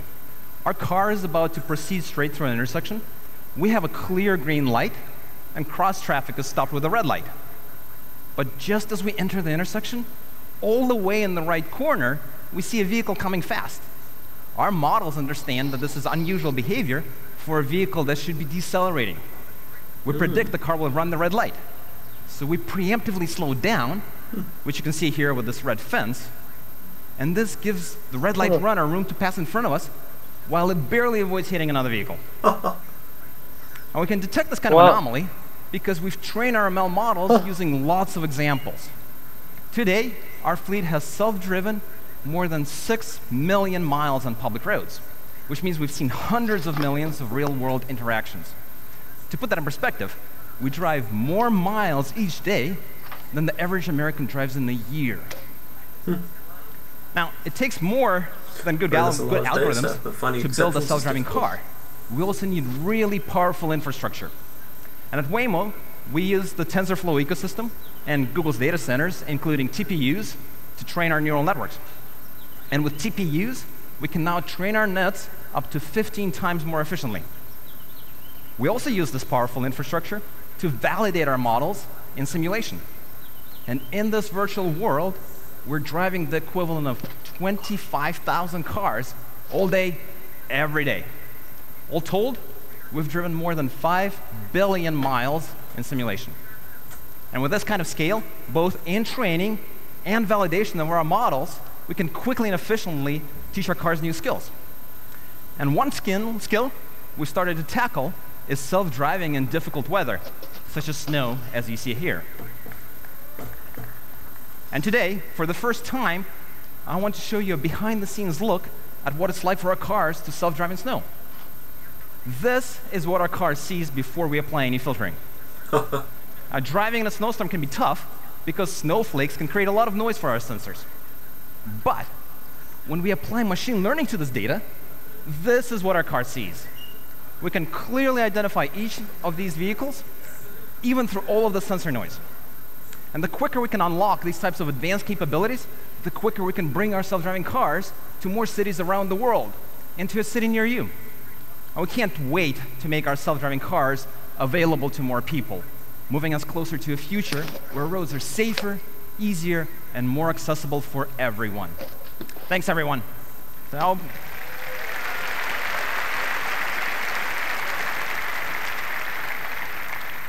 Now, please join me in welcoming back Jen to close out the morning session. All right, let's come to him. Thanks, Dimitri. It's a great reminder of how AI can play a role in helping people in new ways all the time. I started at Google as an engineering intern almost 19 years ago. And what struck me from almost the very first day I walked in the door was the commitment to push the boundaries on what was possible with technology, combined with a deep focus on building products that had a real impact on people's lives. And as the years have passed, I've seen time and again how technology can play a really transformative role, from the earliest days of things like search and maps to new experiences like the Google Assistant. As I look at the Google of today, I see those same early values alive and well. We continue to work hard, together with all of you, to build products for everyone, and products that matter. We constantly aspire to raise the bar for ourselves even higher, and to contribute to the world and to society in a responsible way. Now, we know that to truly build for everyone, we need lots of perspectives in the mix. And so that's why we broadened I/O this year to include an even wider range of voices.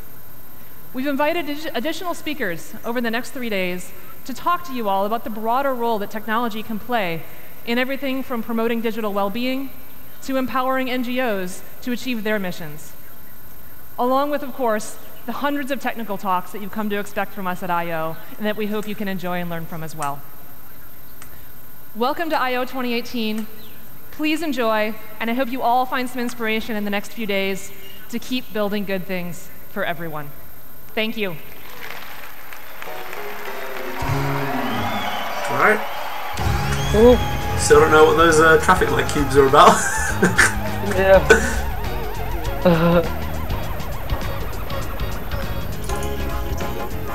Well, thank you guys for watching Splatoon 3.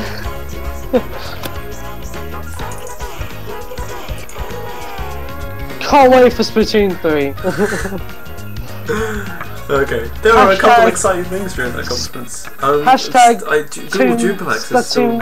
excited. The phone thing, what? That was the most scariest thing. I mean, I don't even care for the scary thing. That's just fucking cool. It's cool, but it's like, well, we'll see how it plays out. I think yeah, it's gonna come out in beta, and it's just gonna take a very, very long time to perfect, because that is. Yeah, but there's so many ways that a phone call can go wrong in those contexts. Like, they really need to be. Well, Google is already smart about these things, but I mean, smart about how context is delivered, like between conversations. What you're hearing now is Google. YouTube is forwarding me something. Let me just turn this off. Alright. Okay, let's do a little recap. Yeah, what other interesting things did we see? Well, let's go down the list. So accessibility was one thing for me. It's really cool that they've taken it on stuff, because Apple's been really, I guess, the niche company to have accessibility down in the market.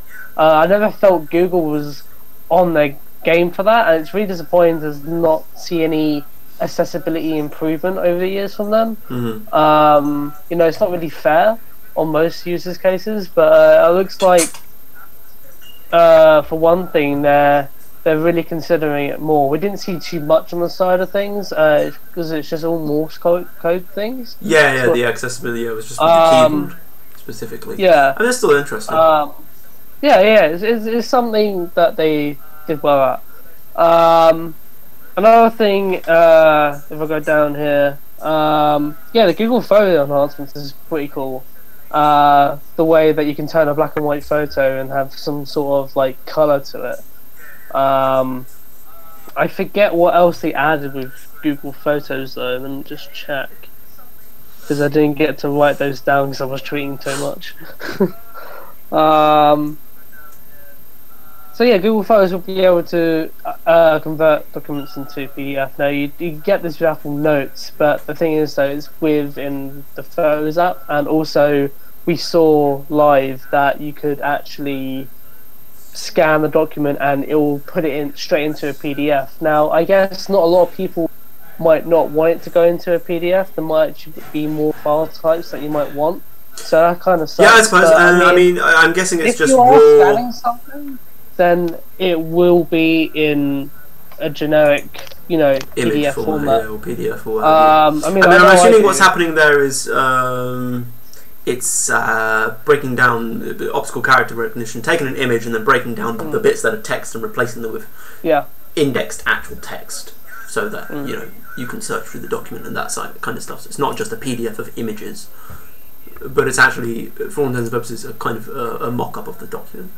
And if it's not, then you know that'll be something nice for them to work on. What I want to see is maybe, because I didn't show you if you could do that, maybe if when you scan one page, it'll allow you to do another, and then you can make a collection of them. Hopefully it's just not one I'm assuming that's kind of built in. Click, click, and then, because it was in Google Photos, so maybe it's along the lines of take a series of pictures of pages, put them in an album, and then just one batch action, convert this to a document, and it does that all for you. Another cool thing is they're bringing John Legend as well. So, oh yeah, that was funny. I completely forgot about that actually. That was pretty neat. Yeah, I did like some of the voices. They are better than the ones they currently have. I mean, that's just kind of a given. But yeah, that's interesting. Could I train it so that it responds to me in my own voice? Just to be really egotistical about that. Yeah. Hopefully they give you those options in the future, maybe. Oh, I think I'd probably get sick of hearing my own voice. I already am, because I've got the I'm monitoring myself speaking. Yeah. So yeah, like Waze did it with Morgan Freeman. So Waze is an app where it's like Google Maps basically. So it's kind of cool that like when you're driving, so Morgan Freeman gives the turn-by-turn navigations. Yeah, that's hilarious. That's really cool because it has a really nice voice. Yeah, really nice, distinctive, deep voice. It's great. Yeah. So there's that. So there's 6 new voices, which is great. Yeah. In case you just don't want female and just male. Yeah, just generic person, right? But I mean, it's not even about. It's just about the fact that they're able to. It's just about the technology behind it, really. The fact that they're just able to sample. I mean, I say a few lines, but a small number of phrases, and from that extrapolate to, hey, we can make you say basically anything now. Yeah. I mean, that is sort of scary on the whole. If it gets realistic to the point of, you know, I can make it look like you said a thing, then that's something to think about. Well, you sort of already get that with what they're trying to integrate with sort of thing. Like it's coming to the point where like they've broken boundaries that no company's ever done, where everything's been naturally speaking now. Everything's it's all natural.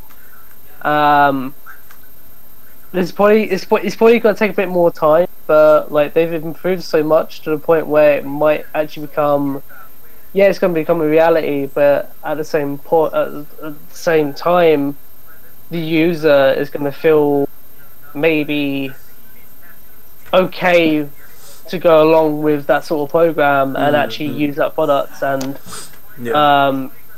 entwine that into their daily life, you know, and not think about it being, you know, sort of weird to use or sort of like creepy to use in a way. Maybe we'll actually get to the point where we're like, okay, this is something everyone uses now. Yeah, just like a sort of a piece of technology you take for granted is just sort of integral to everyone's kind of daily lives at that point. Okay, so next thing is it was kind of weird with the whole. So what's the topic? Please Google this. Please Google that. Oh right. I just that was just kind of like a cute feature, and I can understand some parents are kind of worried about the whole. I am a 10-year-old and I am commanding my phone to do things. Mum, make me a sandwich. And Mum's just like, you what, mate? There's an old computer joke that goes around. So on Linux systems, there's a command sudo, which basically gives you admin permissions. Yeah. As there's an old meme that goes around, there's a guy asking his girlfriend, "Hey, make me a sandwich." She's like, "You what?" So then he goes, "Sudo, make me a sandwich." He's like, "I guess I have to then." God. Another cool thing is you don't have to keep saying, "Hey Google." Yeah. The contextual. Hey, I invoked you once.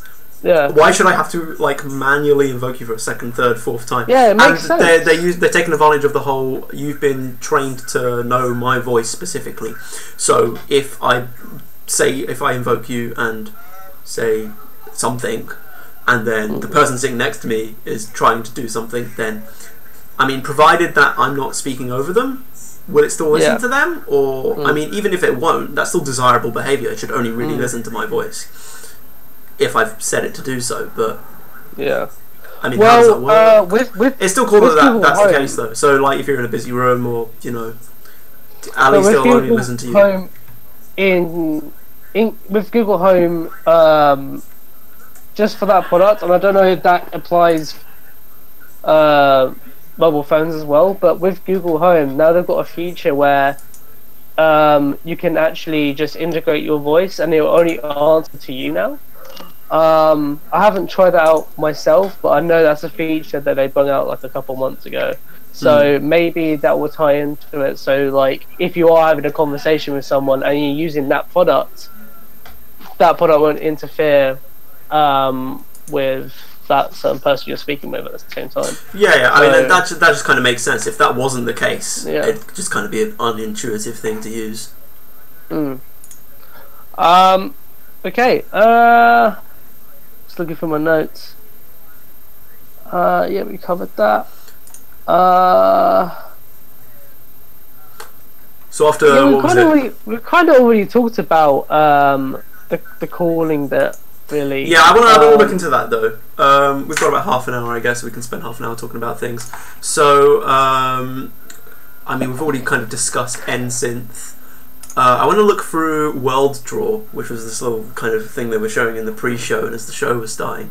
And then we've got Duplex, Google Newscasts, the Android P beta I'm interested in because I want to see what devices we can use those on, and some stuff about Google Lens. Is your phone a flagship on Sony then? Sorry?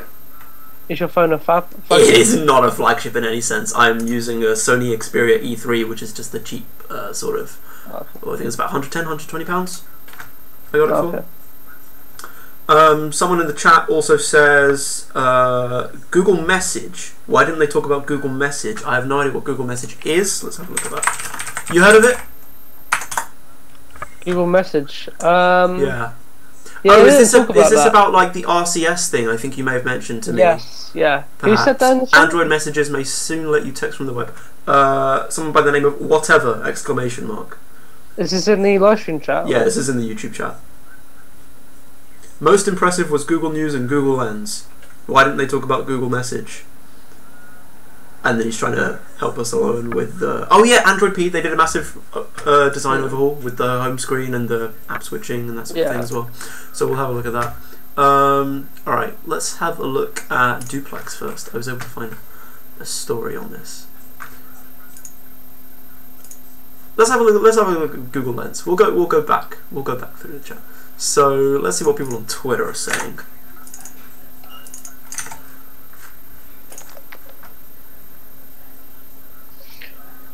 Yeah, with the whole Android messaging platform, they've just quit. They were like, oh, okay, we introduced 2 years ago. Isn't getting the traction, so. Yeah, the reason why they've done that is because there's no consistency, which you'll find with iMessage. Oh, okay. I thought it was just people aren't using it, so let's scrap it.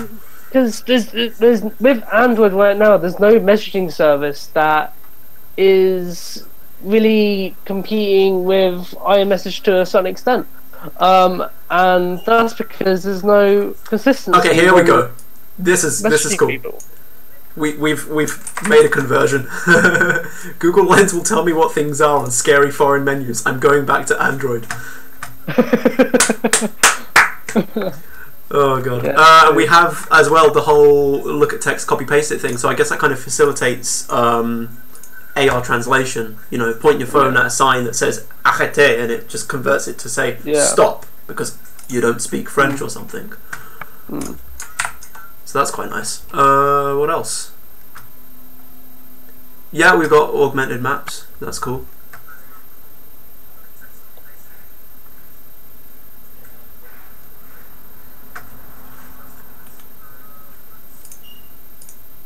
So the newscast thing, what do we think about the whole sort of collating stories? I mean, we've seen stuff in the likes of Facebook with sort of keeping people within their sort of own bubble, as it were, and kind of going, oh, well, you like these things, so here's stories about these things. Or you have this philosophical bent, here's stories about this topic that cater to your opinion. It's really generic with what every other news sort of related app is doing. But the only thing that really stood out was Newscast, where they had integration with video and stuff like that, and you could. It just seemed, I don't know, very entwined and with other Google services where you can like share more with friends and stuff like that. And I don't know. At the end of the day, the way I see it is, the only big thing that you can really take out of it, and for my needs, if I were to use that, is it has video, and it has YouTube embedded in that. And of course, it would, because it's Google owned. But that's the only thing I'm really taking away from it. It's really great that they're sort of just dishing out articles that are just bad, in a way. Articles that are just people don't really need to. News articles that are. Oh, I see, for the newscasting. Yeah. Well, you mean that sort of like along the lines of fake news, but not reputable, that sort of thing. Yeah. No, because it gets kind of controversial with like, oh, okay, well, you say this is fake news, but how do I know that it isn't actually just an opinion that I should be, taken into account? And I mean, it kind of lends itself to the whole, well, only listen to the sort of the big media companies. But anyway, The Verge posted an article about half an hour ago. Just gives a rundown of the new experience. So we've got a For You section with a grouping of 5 top stories. This seems reminiscent of Google Now as it currently stands, because I can, if you use the Google Now launcher, I can swipe over and look at my newscasts, and I'm being recommended by The Guardian an article about Childish Gambino's new music video, an article from Polygon about Infinity War, a Verge article about Windows 10 mirroring features on the. Okay, that's actually pretty cool. I might read that later. Something about Nintendo hiring to make a new Zelda game. So I'm getting like kind of my own personal newsfeed, even though, and this is kind of based off of my search history and stuff like that. An article about password reuse, which is probably based on the fact that I was doing some research on that the other day. But yeah, so like the newscasting, I guess it kind of plays off that. There's 5 top stories. It's kind of like Google Now.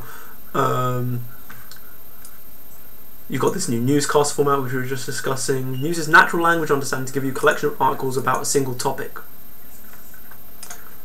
If you want to get deep into a particular topic, full coverage feature lets you see how a story is being reported from a variety of places and in multiple formats. So this is more akin to sort of say what you get from Reddit and Facebook, with people kind of like and Twitter, people kind of pouring in with live kind of reactions and reports as things are happening. Toward the bottom there are frequently asked questions about the story, tweets from relevant sources, and fact checks. Yeah, while the topic of fake news wasn't specifically addressed, the fact check section is an aware nod to the issue, and Google's been making efforts to combat this problem through its Google News initiative. You might want to have a look at that. Everyone will be presented with the same information. Okay, so that's kind of reassuring. People aren't kind of being delivered their own sort of personal news feed. It's more about saying, oh, you're interested in this topic, here's a bunch of stuff about this topic. As opposed to, oh, you're specifically interested about this kind of opinion surrounding this topic, let's spoon feed you that. So that's nice. At least it's impartial. That's what it sounds like. What else? Subscribe with Google. Yep, nothing too interesting there. Subscribe with Google is just kind of a quick and easy way to sort of subscribe to things in Newsstand, basically. Reading an article from the Miami Herald, swipe up, and kind of create a subscription on the fly if you feel like it. That's pretty nice. These are the providers that are currently supported. And yeah, kind of segueing into the Android P redesign, we've got Google News gets a new material design layout. So this is kind of leaning towards that, where we've got kind of the you've got your feed vertically scrolling, and then you've got individual stories, but those are like kind of topic based, so you can swipe horizontally to get other stories about that topic. Yeah, so having said that, let's look at Android P.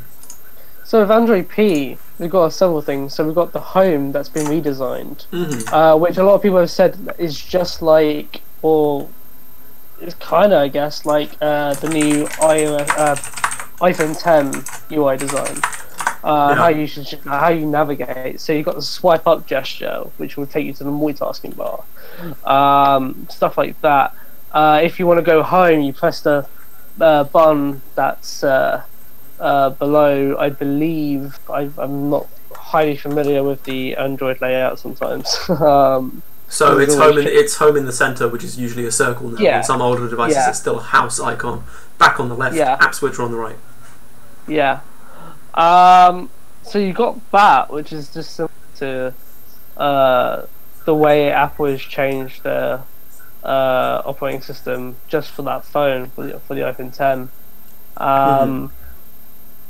So I think, because I've said for the past year, Google have done a lot of stuff manufacturing wise that Apple has done. So as soon as Apple has got rid of, let's say, the headphone jack, Google, before around the headphone jack being discontinued from the iPhone line, Google said it was like a bad thing and no company should do it. That's what they're basically implying. And then the year later, as Apple still continued ditching the headphone jack, Google did the same thing. Yeah.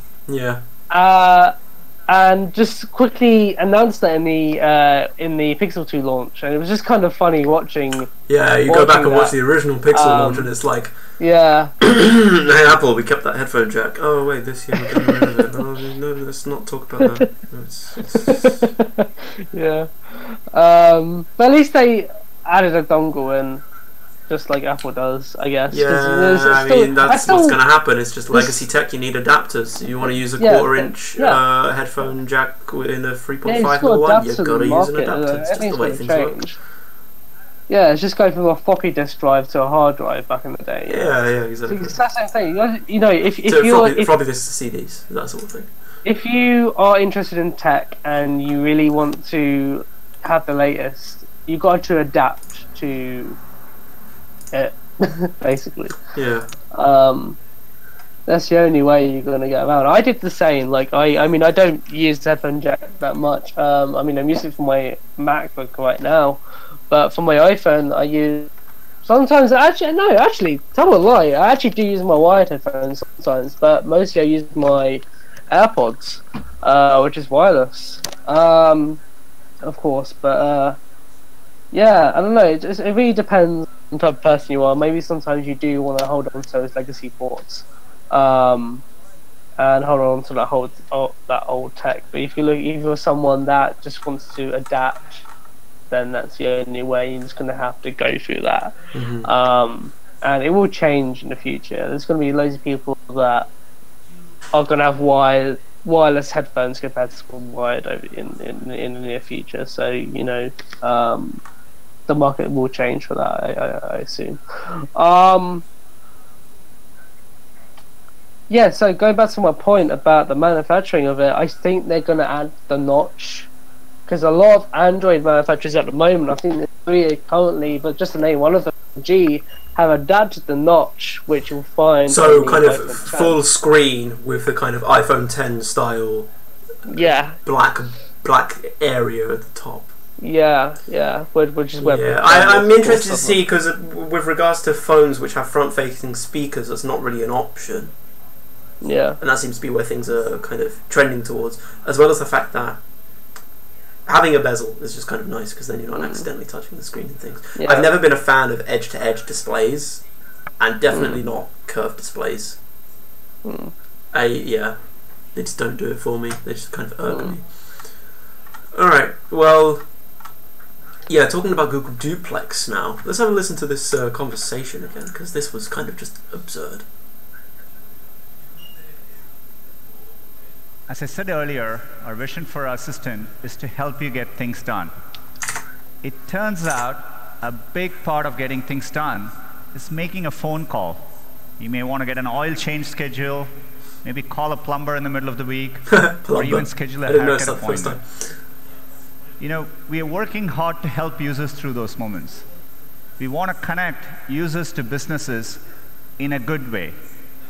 Businesses actually rely a lot on this, but even in the US, 60% of small businesses don't have an online booking system set up. We think AI can help with this problem. So let's go back to this example. Let's say you want to ask Google to make you a haircut appointment on Tuesday between 10 and noon. What happens is the Google Assistant makes the call seamlessly in the background for you. So what you're going to hear is the Google Assistant actually calling a real salon to schedule the appointment for you. Let's listen. So just first off, it does actually do it in the background for you. I'm assuming you can kind of go in and intervene. Reading about it, it seems like if it can't answer a request from the person it's calling, then it will notify you so that you can intervene. First off, it does actually. Let's see. So how can I help you? Hi, I'm calling to book a women's haircut for a client. I'm looking for something. I still can't get over the fact that it just interjects with like little ums and ahs, like an actual person would do. It's so insane. It's weird for me still. Yeah. Like, there's just a part of me that's completely skeptical, but I you gotta like kind of see this firsthand. Yeah. It's mad. So how can I help you? Oh wow. I just the thing that's scaring me the most out of it is some other company might, I don't know, in the future have that technology to place bookings for some kind of fraud they're doing, or I don't know. Yeah, no, that's a good point. Yeah. That's a good point, because people can essentially, it's scary. If I'm running a business, call someone up, but it's like disguise their voice by it not actually being their voice. I mean, that's still possible nowadays, but it's a bit more, it's tedious and things like that. But this is kind of like automatic response, and that's a fair point. Scary. That's the scary bit about it. If I'm running a business and I'm taking calls from like fraud companies, maybe to like book something, then I'm fucked. To put it quite plainly, I suppose. Yeah, because you don't know. It's scary. Oh god. That's just what I was thinking about during it. I was just like, how. I just love this response. The technology goes into the wrong hands. The hair salon receptionist. The hair salon, she's like, I want an appointment. The hair salon receptionist goes, sure, give me 1 second. And the assistant responds with, Not even like a yep. Not even like a yep or a yes, okay, take your time. But like a yeah. Sure, what time are you looking for? I just don't know. At 12 p.m. It's gonna take some time, and it's just. I think in my opinion, it's gonna. Is a 1:15. If more companies do this, everyone's gonna get a bit confused, and everyone's gonna be like. Depending on what everyone's gonna. You would like. What I don't know. Are you looking for? Just a woman's haircut for now. There's just so many things that can happen that could go wrong. I think. 10 a.m. is fine. Okay, what's people are just going to get frustrated and annoyed, and they're just going to use it, I think. Okay, perfect. So I will see Lisa at 10 o'clock on May 3rd. I think at the moment, if I were to use this, I would use it as if I'm booking something that's not so important. Yeah. I can also see this going wrong with, so towards the end, the hair salon receptionist actually confirms the date and the time. 10 a.m. is fine. Okay, what's her first name? The first name is Lisa? I mean, it does seem just kind of rehearsed, but perfect. So I will see Lisa at 10 o'clock on May 3rd, and then obviously the assistant reports back to the user, hey Lisa, your appointment's at 10 o'clock May 3rd. But if that doesn't go that way, is the assistant able to kind of extrapolate details from across the course of the call to say, well, at this point you said 1:15, and at this point you said 10 o'clock, so which is it? I mean, if they don't explicitly give confirmation, does the assistant ask? Does it infer it? What happens if the person being called hangs up midway? Like, Okay, great. That'd be really funny. Have a great day. Bye. Let's say a disabled person that can't speak or something, or someone that just generally can't speak. That was a real call. Like people with stutters and things. I can see that being very useful for them. Like we know a guy. I mean, they're pitching it mainly as a thing like, hey, look, this service doesn't have an online booking thing, so you kind of have to call them, but you still want it to be kind of nice and convenient, so you get this to do it for you. But it definitely has other use cases. The funny thing is that you go to that shop and they're like, like like the shop owner's going to think, okay, this is definitely not that person. What, based on I the just had a voice? conversation with them. Yeah. No, because the assistant actually goes out and says, "Hey, look, I'm not the person." So if you near the beginning, you'll hear the assistant say at the beginning of the call. Again? Want to have an online At the beginning of the call, the assistant kind of makes it clear, "Hey, I'm not the person who's making the request. I'm making it on their behalf." So let's go back to this example. Yeah. Okay. Let's say you want to ask Google to make you a haircut appointment on Tuesday between 10 and noon. Okay. What happens is the Google Assistant makes the call seamlessly in the background for you. So what you're going to hear is the Google Assistant actually calling a real salon to schedule the appointment for you. Let's listen.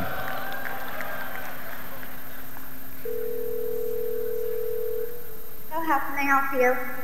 Hi, I'm calling to book a woman's haircut for a client. Yeah, so it says, "I'm calling to book a woman's haircut for a client." It makes it very clear that I'm not the person who's attending the appointment. I'm just making it on their behalf. Great. Have a great day. Bye. Restaurant, but maybe it's a small And then restaurant we do see this this next online. bit where they call a restaurant and the call actually goes a bit differently than expected. So take a listen. We get to see the assistant being quite persistent with a restaurant attendant who is unable to understand at some points. Hi, I'd like to reserve a table for Wednesday the 7th. So here we have him saying, "I want to book for the 7th," and she interprets it as for 7 people. For 7 people? It's for 4 people. 4 people? When? Next Wednesday. So the person being called forgets Wednesday at 6, Wednesday the 7th, and she asks again. So the assistant repeats, clarifies. Actually, we leave her for after 5 people. For people, you can come. How long is the wait usually to be seated? When, tomorrow or weekday? Again. She for asks. Next Wednesday, the 7th. Oh no, it's not too busy. You can come for 4 people, okay? Oh, I gotcha. Thanks. It's quite funny. The "oh, I gotcha" wasn't sort of like a standard response to that, but I guess it works. Hey, I can hear ringing in the live stream. Sorry, ringing. Yeah, there's ringing sound. Might just be buzzing coming from my microphone. That's unfortunate. High-pitched sound. So I'll let you know. Okay, no, I don't. I can't hear anything coming from. I'm monitoring it. I can't hear anything. But yeah, so I mean, this is kind of insane seeing it for the first time. I mean, you saw my reaction. I was just like, what? Oh god. The technology is directed towards completing specific tasks, such as scheduling certain types of appointments. For such tasks, the system makes a conversational experience as natural as possible, allowing people to speak normally like they would to another person, without having to adapt to a machine. So that's pretty sweet. Yeah, obviously privacy concerns and everything. Not necessarily even privacy concerns, but just the whole sort of like security thing about I'm impersonating another person, that sort of thing. In current testing, Duplex successfully completes most conversations and tasks on its own without any intervention from a person on Google's end. But there are cases where it gets overwhelmed and hands off to a human operator. So this is what happens when the assistant can't complete the task that's been assigned. The section on the ins and outs of Duplex is very interesting. Quote, "The Google Duplex system is capable of carrying out sophisticated conversations, and it completes the majority of its tasks fully autonomously without human involvement. The system has a self-monitoring capability which allows it to recognize the tasks it cannot complete autonomously, e.g. scheduling an unusually complex appointment. In these cases, it signals to a human operator who can complete the task." So, you make the request, it goes off in the background, does its thing, you're still using your phone, and then it's like, hey, we're having an issue here. Kind of intervene and actually speak to the person, I suppose. To train the system in a new domain, we use real-time supervised training.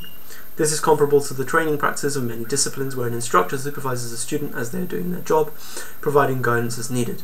and making sure that the task is performed at the instructor's level of quality. In the duplex system, experienced operators act as the instructors. By monitoring the system as it makes phone calls in a new domain, they can affect the behavior of the system in real time as needed. This continues until the system performs at the desired quality level, at which point the supervision stops and the system can make calls autonomously. Okay, so it's kind of, yeah, trains people as kind of maybe a customer call center person won't be trained, that sort of thing.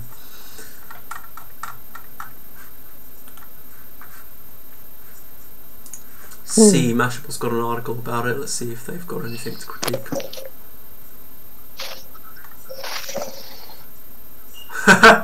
Carissa Bell says on Twitter, when the robots take over, we can at least take comfort in the memories of all the haircuts Google booked for us.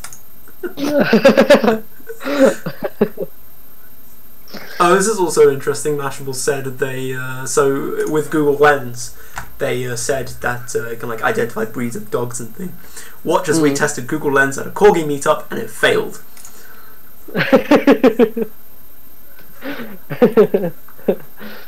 Alright, so moving on to Android P. Yeah, let's go here. Let's talk about eligible devices first off. Oh yeah. Eligible devices you've signed into your Google account? Okay, right, fair enough. Oh, well, it's going to be obvious manufacturers, but as flagships. Any device you have hidden on... Okay. Android phones. All of the Pixels. The Pixel, the Pixel XL, the Pixel 2, and the Pixel 2 XL. Of course, yeah. It's now available on devices from additional manufacturers. Visit the beta page for details on how to sign up, but let's have a look at that. This is the beta page. It redirects to itself. They said... Oh, let me look up the list.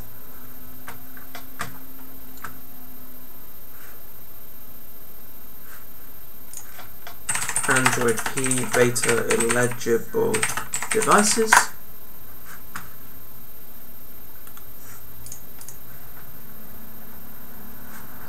But does that mean with those eligible devices, are there going to be other devices that are going to be more eligible in the future?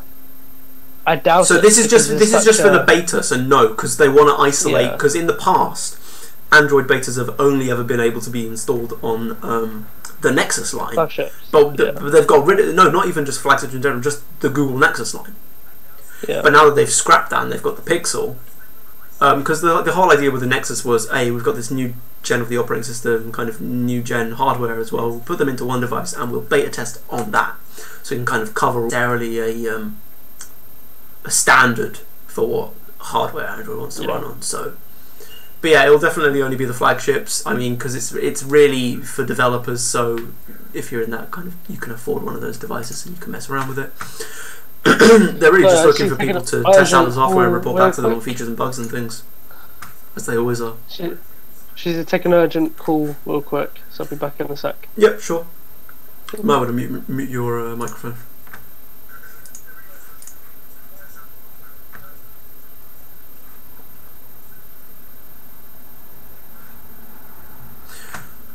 Okay, so we can get Android P by getting the system image. Let's see what devices. They only list the Pixel devices here, despite having mentioned it being available for others.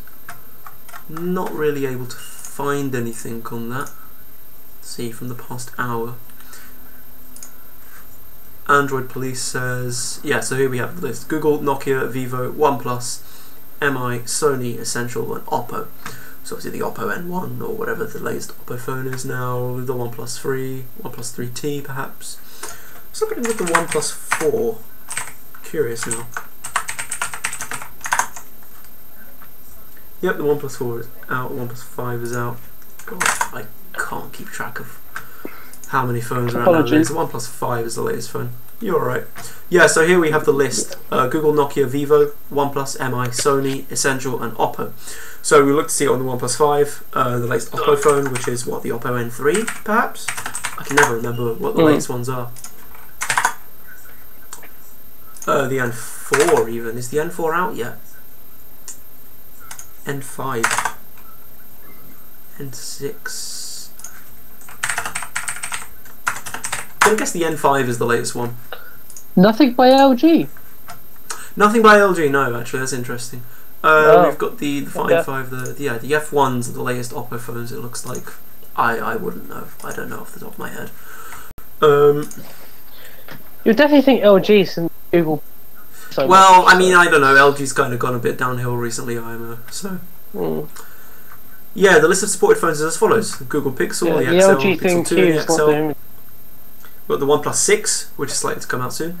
Essential PH1, the Xiaomi Mi Mix 2S, the Sony Xperia XZ2, Nokia 7 Plus, Oppo R15 Pro, and the Vivo X21 and the X21 UD.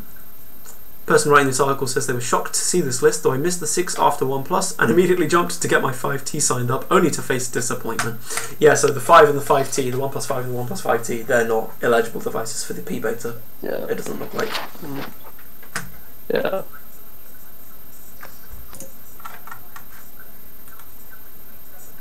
Do you want to move with on? that then, yeah, were there any other topics? Yeah, well, with Android P, there's still more to cover. We've got the reducing battery. Yeah, of course. So they're using AI to basically reduce battery. That's pretty much that was everything cool. you need to know about that. But the so it's cool. Like this is probably my favorite thing actually, because I've for the past year I've been trying to find ways that I can limit my distractions when I'm taking in technology. How I'm using it. Oh right, what did they call it? I can't remember what they called it with regards to kind of setting limits for yourself and things. Yeah, it's called well-being. Well-being, right? Of course. Yeah. Digital well-being. With that, I'm okay. So what they introduced basically is, they've got this new system where. So, as The Verge puts it, yeah. Android P due out later this year will have a new dashboard that tells you how often, when, and for how long you're using every app on your phone. It'll also allow you to set limits on yourself. You could give yourself a half hour of Insta per day, for example. Once your 30 minutes is up, the icon will go from its usual eye-catching gradient to a dull grayscale, just to kind of remind you, hey, you've used your time. But I'm assuming it still allows you to end the app, for whatever purpose. Say you had some kind of emergency, like I can't actually think of a scenario, but I'm assuming it still allows you to use the app despite having exhausted your allotted time. It will still allow you to use the app. It's just showing that it's grayed out, so that you know you've exhausted your allotted time. Yeah. There's an app already out there called Moment, which I believe is on. Yeah, which is what you were saying about. Let's have a look at that real quick. So Moment. It now tracks at least, because I got a notification today. This is only for iOS. Like it tracks different apps. Oh, it's only for iOS. Yeah, Moment isn't available on Android phones yet. Sign up below to first know where it is. So yeah, so I guess this kind of fills that niche for Android. It tracks how much time you spend on the app and how much time you spend on the phone, including how many times you picked up your phone. Yeah, that's pretty much it. So they're doing the same thing within Android P, but the other thing they're doing is they're using Do Not Disturb. Yeah, I will say though, Moment does have that ability to forcefully say, "Hey, I've exhausted my time. Don't let me do this anymore." Yeah, but whereas this Google Wellbeing thing doesn't. Oh, is that a paid feature? Yeah, it's a paid feature. Okay. Do you know how much the subscription is? A month? Or is it a one-off cost? I think it's $3.99 a month. Let me double check that. Let's have a look.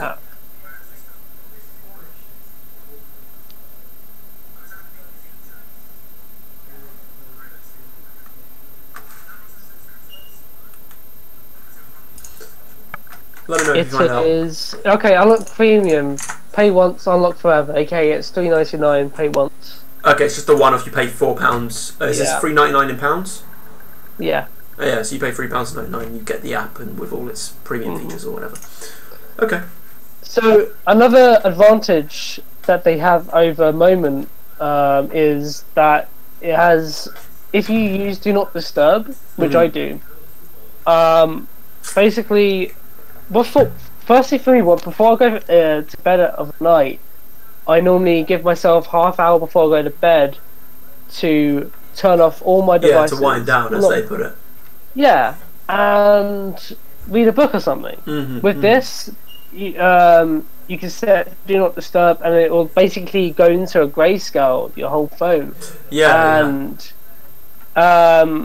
and you won't. It would like block out all the notifications, so you don't see those.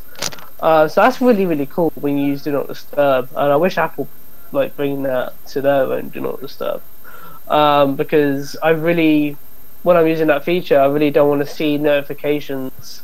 I just really want to see the notifications that are more important. Oh, okay. So with regards to exhausting a lot of time for apps, the icon turns grayscale. If you try to open it, it goes nope. Yeah. You've exhausted your time. It doesn't let you back in.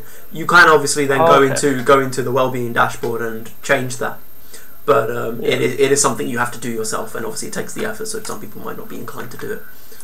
So it serves its purpose. Yeah. Well, that's pretty good. Obviously, this is subject to change. The Verge says obviously later versions of the P beta may add an unpause option to the pop-up that says, you've exhausted your time. But for the first public beta, Google wanted to go to the full extreme to see how users felt about it. Anything else on that front? Well, now Android P will adapt to the lightness around you with the screen.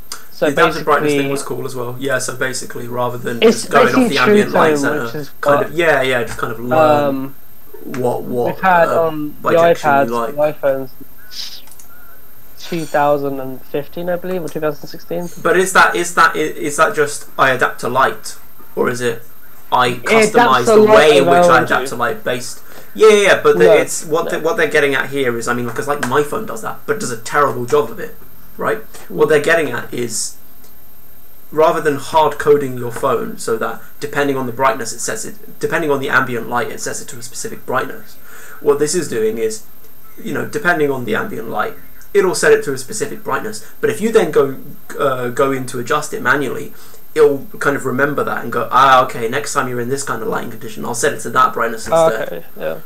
Okay, it's different with Apple. Like a actual piece of hardware that will calculate the light but also the temperature and will match that with the display. So let's say I had a really dim sort of warm surrounding of light and I'm viewing my iPad and I'm reading something, it will match that temperature and that light with the display, so it's easy on your eyes.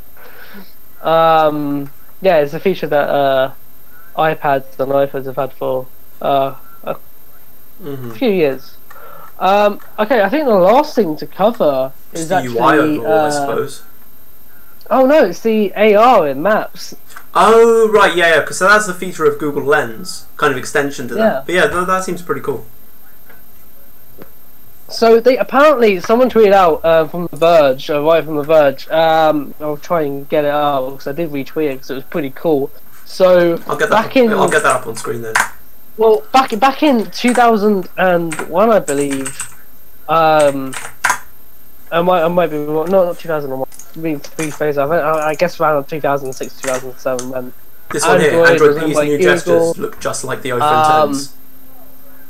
Oh no, it's not that. It's the I'm talking about. Dan Seifert on the AR Maps. Yeah. Didn't Google demo this AR stuff in Google Maps when Android first launched on the T-Mobile G1 way back in 2008? Sure, looks like it did. And then he links to this YouTube video. Let's have a look at that real quick. Yeah, we'll show off that video. Yeah.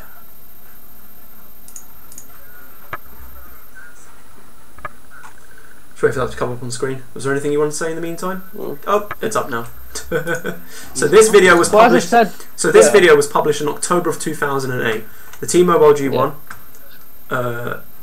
And halfway through the video, they look at Google Maps. The menu button to start compass mode, and the scene moves as you do. So let's go back to the home screen. Of course, there's a It's pretty impressive around that time they had that. Yeah, I mean this feature right here actually looks like a sort of compass locking thing, where what you do is you point it to the landmark that's currently on screen, and then you can turn it around and it kind of moves Street View for you. Is what that looks like. So it's not actually kind of turn-by-turn navigations, but it's like I'm looking at Street View. There's a cathedral to my left. I'm seeing the cathedral on my screen. I point my phone at the cathedral. I hit a button that turns on compass tracking, and then I move the phone, and Street View moves with my phone, so I can see where I need to go, kind of thing. But it's not. I don't think it's actually kind of like the AR sort of navigation thing that they're showing off now. Oh yeah, of course, yeah. To help you quickly get where you're going. Yeah, it's more so like a. It is just Street View. The touchscreen is great. Yeah. But what really brings it to life is compass mode. Simply press the menu button to start compass mode, and the scene moves as you do. Yes, it's just that the Street View moves as you move the phone. It's not actually any kind of direct compass tracking that says, "Oh, this is north." You're pointing your phone north, so I'll show you the north bit. Stellarium, for example, is a thing where you can. It's a star map thing where you can go. I'm in this position on the globe. These are what the stars look like around you, and you can kind of use tracking to go. I am facing this way. You put on compass tracking, then go. I want to look for this star, and it goes. Oh, okay. Move your phone in that direction. You can kind of see where it is to locate things. So it, kind of makes locating things a bit easier. But besides that, it's not actually tying directly into the information being picked up by the phone's GPS and compass. Doesn't look like it anyway. Yeah, about AR maps. Yeah. Well,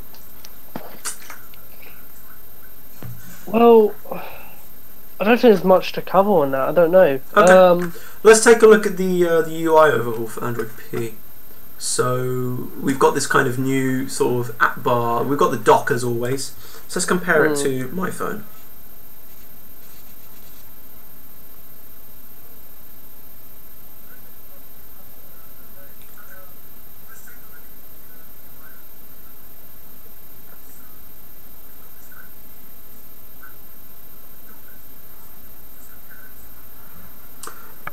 So here we have my, I don't know whether you can see that, yep, we've got my home screen.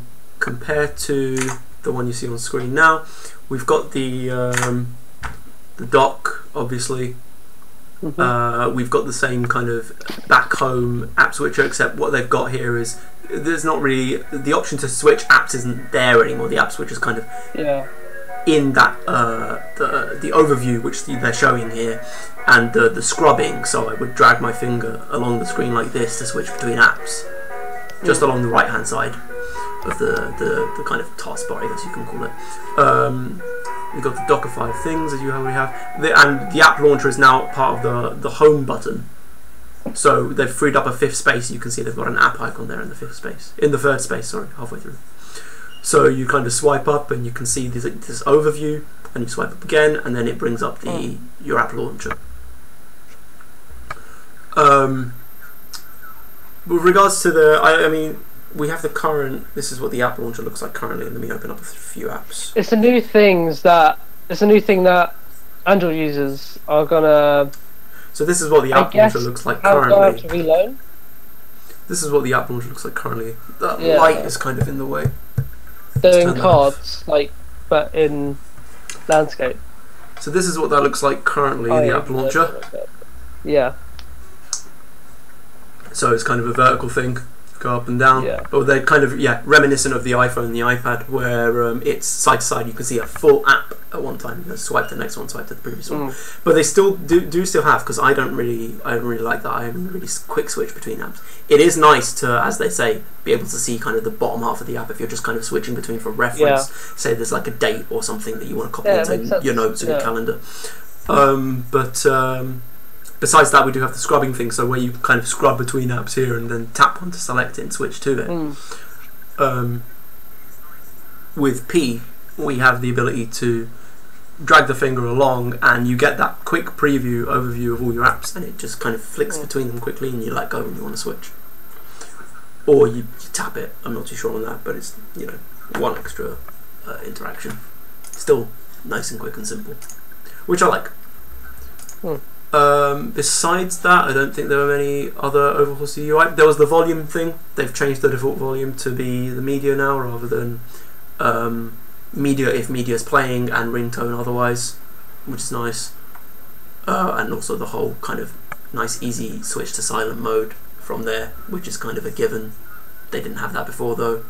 You'd have to turn the volume for the ringer all the way down, or you'd have to go into the quick settings and hit silent. So that's nice. Anything else? Yeah. I think that's everything. Alright. Let's have a quick look at World Draw, because I was trying to get this to work earlier. It was the thing they were showing off during the pre-show. I don't really understand what it was. You gotta draw something, but I'm not able to draw anything. It's not actually working in my browser for some reason. I'm dragging the mouse, but nothing's drawing. Oh, there we go. We've actually got something now. It's just really slow on this device.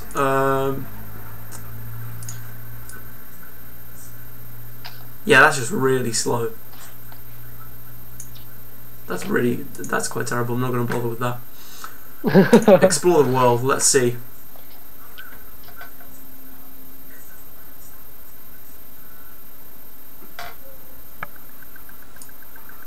So we've got this globe thing going on. Yeah, you're going to have to try this for yourself, guys. It's at g.co/worlddraw. So you guys can have a look at that. Rest of the schedule today, they've got developer keynote starting right now, so you guys can go ahead and watch that. What else? They've got a couple of sessions going on. I don't think there are any other conference talks. I think that was it for today. You've got that, and the developer conference was which started 2 minutes ago. Besides that, yeah, that's everything. That's it for today. Right, shall we sign off? Yeah, sure. I'm just doing my outro. Mandatory. Thank you so much for watching, everyone. That's obviously watching this live stream. We'll be doing many more videos on this channel. This channel will be developing over the next coming months. You'll be seeing more videos from me talking about several articles about why streaming services are boring and. How do you mean? Product reviews. You'll see, Jivan. You shall see. You can either read it from my article or you can watch it. So we now give you the choice from Techmanity. Just so people. So. Just so people know, we are at techmanity.co.uk. Yeah. We haven't been publishing articles recently, but you know, uni. Ugh. Yeah. Yeah. Before that, what we were doing, like we 2 or 3 a week, I think it was. 2nd February, 10th February, 12th, 19th, 23rd. It was about 2 a week. Monday, Friday schedule, I think we had, wasn't it? Yeah, we'll be going back to our old schedule. Yeah, we've got a few articles there. Articles coming out in the summer. Subscribe to the channel. You can find it by going to techmanity.co.uk, and I mean, obviously, you're watching this video. Subscribe to it. It's down below. Click it. Yeah, subscribe. Subscribe. Click the bell as well, because we'll be doing we'll be covering WWDC, which is in about 4 weeks. Yeah, we'll be doing the 4th of WWDC. June, apparently WWDC starts, so look forward to that. You can find the Facebook, Twitter and the Instagram there. All good stuff. Check it out. Yep. Follow. Yeah, the site is still under development, and I'll be giving out feedback pages, so via Twitter and other platforms. So look out for that, because your feedback will be greatly appreciated for the site, so we can develop and give you more quality content. So yeah, I think that's everything. Is that everything from you, Jivan? Yep, just to recap, we are on Facebook as Techmanity UK, so facebook.com/Techmanity UK, or you can find us from the website, click the Facebook icon. Twitter as @Techmanity UK, and Instagram as @Techmanity UK. We're Techmanity UK everywhere. The YouTube channel, however, is it doesn't have a short URL at the moment, so go to the website. That's something we have to work towards. Yeah. Yeah, they'll only let you set a custom URL once you have a certain number of subscribers. Yeah. Kind of sucks. It's to stop people stealing usernames. Yeah. Anyways, that's a good night from us. Thank you very much for watching, and we'll see you soon. Thank you.